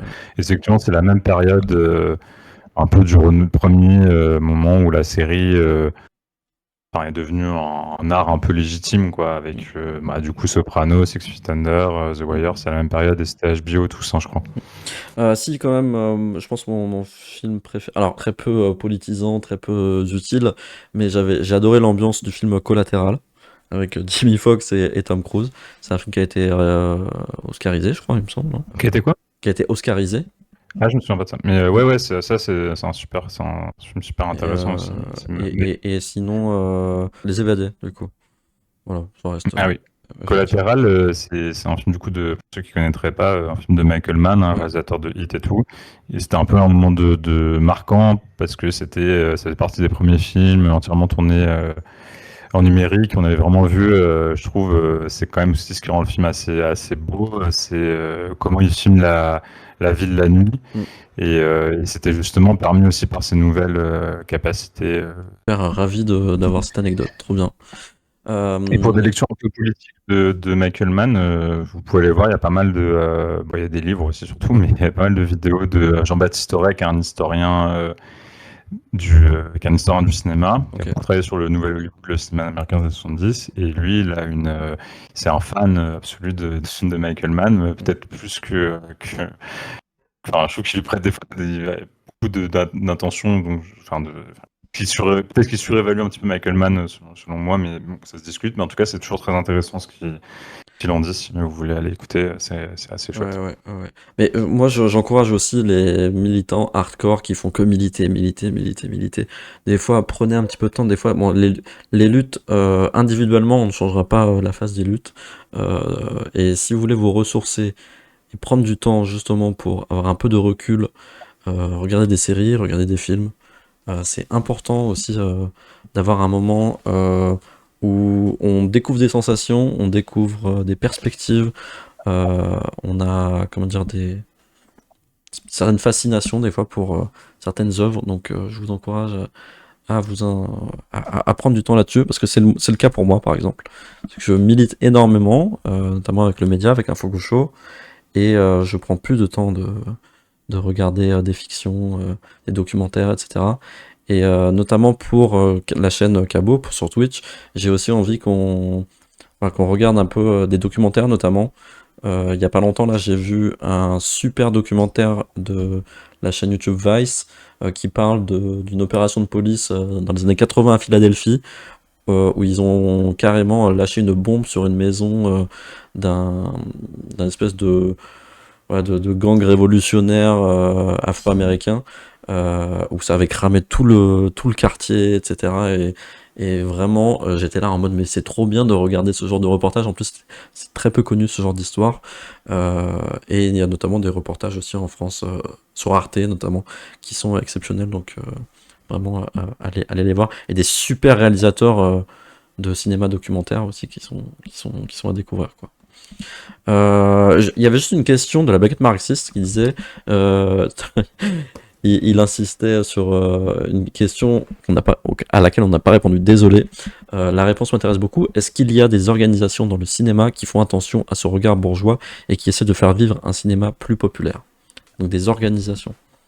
Oui, oui, il y en a. Il y en a plein. Il y a plein de petits festivals indépendants. Il y a des festivals qui essaient de.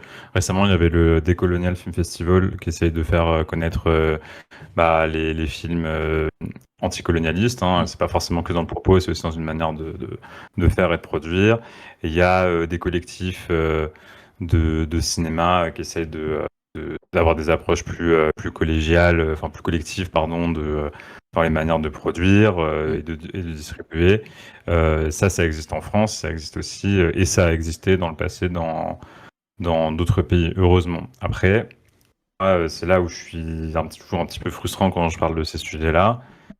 C'est comme pour le reste dans la société capitaliste, c'est-à-dire que ça existe, c'est des petites brèches, des petites marges, des petites poches d'autonomie.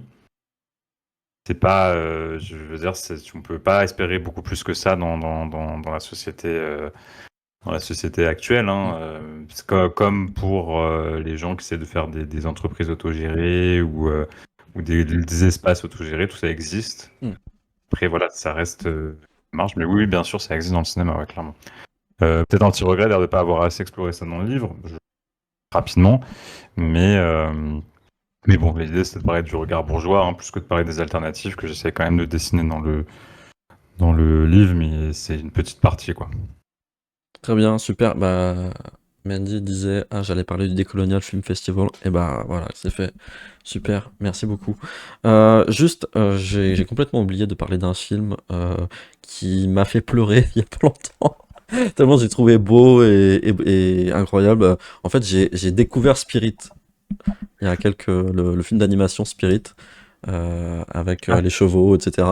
Et je l'ai trouvé magnifique la BO et tout. C'est voilà un film révolutionnaire, peut-être même décolonial, anti-impérialiste. Euh, voilà, j'ai adoré ce film. Voilà. ok, c'est pas juste, ouais. Ouais, ouais. Est-ce que tu as un dernier mot avant qu'on se quitte, quelque chose que tu juges utile à nous partager pour faire le bilan de cette discussion-là? Non, bah, je te remercie de m'avoir invité, de la discussion. Je remercie aussi le chat. C'était chouette qu'on ait Ouais, ça soit. On n'était peut-être pas hyper nombreux, mais en tout cas, ça discutait bien. Moi, je trouvais ça cool. ouais, carrément. Merci beaucoup, merci d'avoir participé. De toute façon aussi, Infogosho, c'est Infogosho. Cabo, cette chaîne, c'est aussi fait pour faire des entretiens pour Infogosho, pour pouvoir diffuser sur la chaîne YouTube. Donc ça sert aussi. Parce que j'avais déjà fait des entretiens à distance, mais du coup pas en direct, enregistré quoi. Donc ça sert aussi à faire ça. N'hésitez pas à suivre Infogosho, mon compte, Frustration Magazine. Rob Grams, je sais pas si tu peux choper des liens, la baguette marxiste Mendy, s'il te plaît. C'est trop cool, merci beaucoup pour ton travail. Merci beaucoup de faire exister Frustration Magazine. Je pense que c'est devenu une référence aujourd'hui dans le paysage militant et aussi intellectuel. C'est aussi un peu la force de Frustration, je trouve, c'est que ça correspond un peu enfin, un grand spectre de gens qui luttent. Voilà. Bébé Chevalet qui dit merci Rob Grams. Carrément, Bon, merci merci, bébé. beaucoup. Et, euh, et on encourage du coup vraiment tout le monde à des gens qui doutent, à des gens qui se sentent pas légitimes, euh, à aller s'investir dans différentes luttes, les choses qui vous parlent le plus, dans lesquelles vous vous sentez de lutter. Il y a forcément des organisations qui peuvent vous accueillir.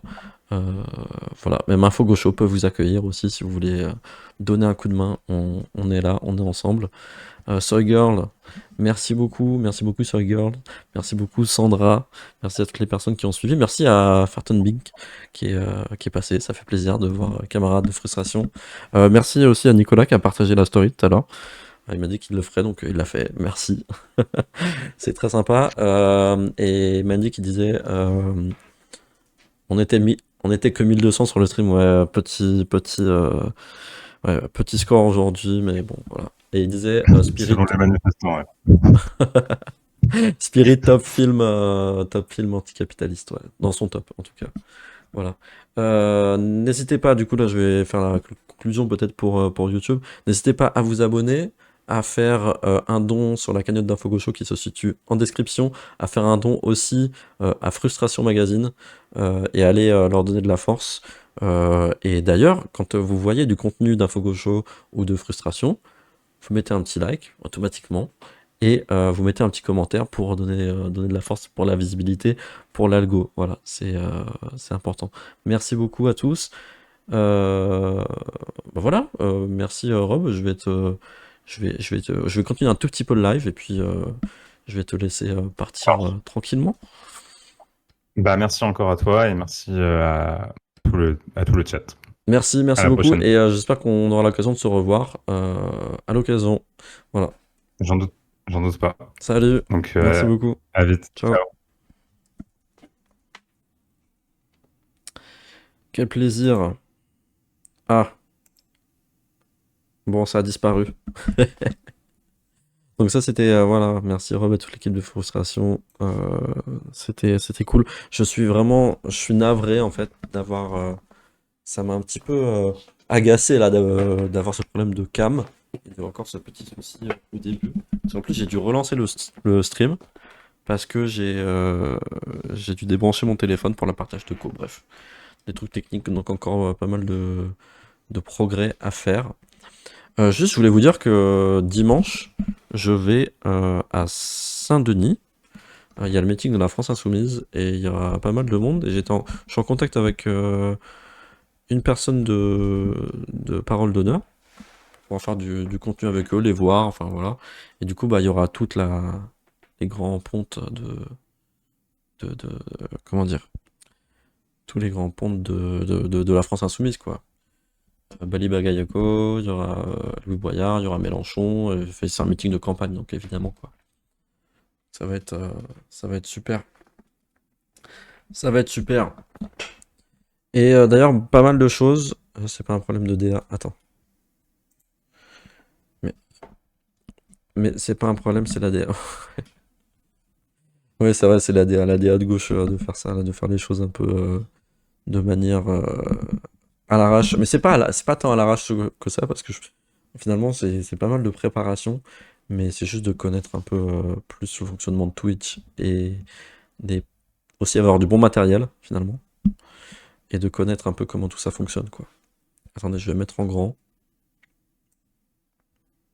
Voilà. Donc beaucoup de contenu avec Info Gaucho, notamment il y a eu la Pride il y a pas longtemps là, donc il y aura quelques petites interviews. Il y a encore des trucs pour le Festival des médias indépendants, du contenu à faire, notamment avec Street Press, avec un contenu avec un réel à faire avec David Dufresne de la chaîne Au Poste, qu'il faut suivre absolument. Et oui, j'ai pas osé dire que j'étais à l'origine de la justification de frustration sur leur positionnement politique. Euh, ouais, très clairement. Et sache que j'en ai parlé à Nicolas Framont en mode, mais tu sais que c'est Mandy finalement qui a, euh, qui a lancé tout ce tintouin. Il a fait, mais non, incroyable et tout. Mais oui, Mandy avait posé une question à Nicolas Framont en story Insta, parce que Nicolas Framont avait dit allez-y, posez-moi des questions. Et Mandy avait dit merci François Tuc pour le follow. Je n'ai pas les alertes pour les follow, donc désolé, mais bienvenue à toutes les personnes qui rejoignent la chaîne, bienvenue à toutes les personnes qui viennent pour la première fois. Et du coup, ouais, je disais, Nicolas Framont a mis une story à laquelle Mendy a répondu en disant du coup, vous définissez comment? Vous définissez anticapitaliste, communiste, machin. Et comment dire? Tout le monde a réagi à ça finalement. Parce que Nicolas Framont avait dit ouais, mais le communisme et ces trucs autoritaires, les régimes autoritaires dictatoriaux, c'est pas trop pour moi. Alors tout le monde lui a dit ouais, mais c'est pas ça le communisme. Il y a des gens vraiment, ils prennent Nicolas Framont pour pour, pour un amateur en politique, quoi. Bon, bref, mais c'est rigolo. Mais en tout cas, ça a servi à positionner, et notamment peut-être qu'à réfléchir à un nouveau terme. C'est aussi ça que, cette histoire a permis, quoi. Un nouveau terme de gauche, peut-être. Voilà. Tout le monde. Non, ça va pas tout le monde. Pourquoi ça a fait du tintouin? Et oui, parce que bah, voilà, les positionnements politiques des uns et des autres, la critique du fait qu'on ne se définit pas communiste, voilà, ça accroche les oreilles de certains, quoi. Et l'amour du communisme, voilà. Et effectivement, certains régimes communistes ont été des régimes autoritaires. Donc c'est difficile en fait de se détacher du mot, comment dire, de la représentation, de la puissance de la représentation du mot communisme, quoi. Voilà, voilà. Qu'est-ce qu'il y a d'autre après à faire comme contenu? Bah ouais, des petits réels de ma chaîne, quoi. On peut se poser la question d'où il s'oppose dans l'anticapitalisme. Et oui, parce que finalement, être anticapitaliste, c'est pas un projet de société, quoi, hein. Voilà. Anticapitaliste, c'est lutter contre le système actuel, mais être dans la lutte contre perpétuellement, ça ne fait pas un projet politique. Donc oui, comme se revendiquer de la lutte des classes, quoi. Au bout d'un moment, c'est ouvrir l'horizon de société, donc il faut se définir comme ça. C'est important. Donc du coup, ouais, dimanche le meeting, donc il y aura des réels qui vont sortir. Voilà, voilà. Qu'est-ce qui s'est passé il y a pas longtemps? Oui, j'annonce aussi que on va organiser, faut que je vois ça avec les collègues d'Info Gaucho parce que j'avais reçu Jonathan Ruff du collectif juif décolonial Tzedek sur ma chaîne, et on va faire une, comment dire, une rencontre autour du livre de Tzedek avec Jonathan, parce que Jonathan est orléanais, et donc il voulait présenter le livre de Tzedek qui s'appelle Lutter en rupture, lutter en solidarité, qui revient un peu sur les 2 ans de lutte là autour de la Palestine, de l'anti-impérialisme, de l'antimilitarisme, etc. Et de la répression du coup du régime et aussi voilà de la fascisation du monde quoi autour des États-Unis, d'Israël. Et donc et donc une rencontre va être organisée à Orléans. Normalement le 18, voilà, donc je fais partir les visuels et tout, il faut qu'on en parle avec les collègues d'Info Gaucho là, parce que c'est important. Voilà. Faut qu'on se pose aussi avec Info Gaucho pour pérenniser tout ça et faire un. Ce sera quand Cédec? Ce sera le mardi 18. Attends, je vérifie la date. Euh... Non, pas mardi, jeudi. Jeudi 18. Et ça aura lieu normalement à la rue Chancène. Voilà. Incroyable. Ouais. J'espère que tu viendras du coup, sur Girl. Voilà, voilà. J'ai pas vu tout un. J'ai pas. Désolé, j'ai pas vu tout un bout du stream. Je ne comprends pas cette phrase, mais c'est pas grave si t'as pas tout vu le stream. Tu es là, c'est très sympa de passer. J'ai mis le lien de la vidéo, de leur explication, mais ma souris m'a lâché. Le lien de la vidéo de quoi? Donc voilà. Est-ce que j'avais d'autres trucs à annoncer? Oui, si, Mourad. Je vais recevoir Mourad pour son lancement de sa chaîne YouTube et de son nouveau format chez Regard qui ressemble à l'œil de Moumou, donc Mourad Guichard. journaliste indépendant qui était au Média TV pour faire de la critique média, qui fait à peu près le même format, du coup, chez Regard, donc le média Regard. Donc Moumou, force à toi, bravo, bravo, bravo.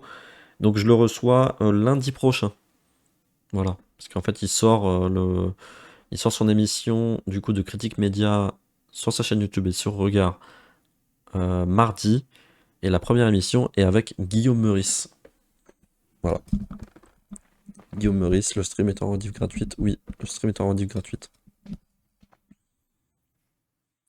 Voilà, voilà, du coup, je vais partager ça. Sur Info Gaucho, on va faire des réels de notre entretien là, avec Rob. Et hâte de recevoir d'autres personnes. Et du coup, j'annonce aussi que là, je suis dans un bel environnement. C'est dommage que cette cam soit absolument horrible. Mais j'ai un beau décor, j'ai de la place, je suis tout seul maintenant. Donc je vais pouvoir, parce que j'étais en coloc avant, je vais pouvoir recevoir du monde. Et notamment, je recevrai normalement Mourad, du coup, chez moi. Voilà, comme Mourad est orléanais, on fera ça à la maison avec les chats, avec les deux chats, qui sont juste à côté de moi. Voilà, voilà. Bon bah tout le monde, j'espère que ça vous a plu.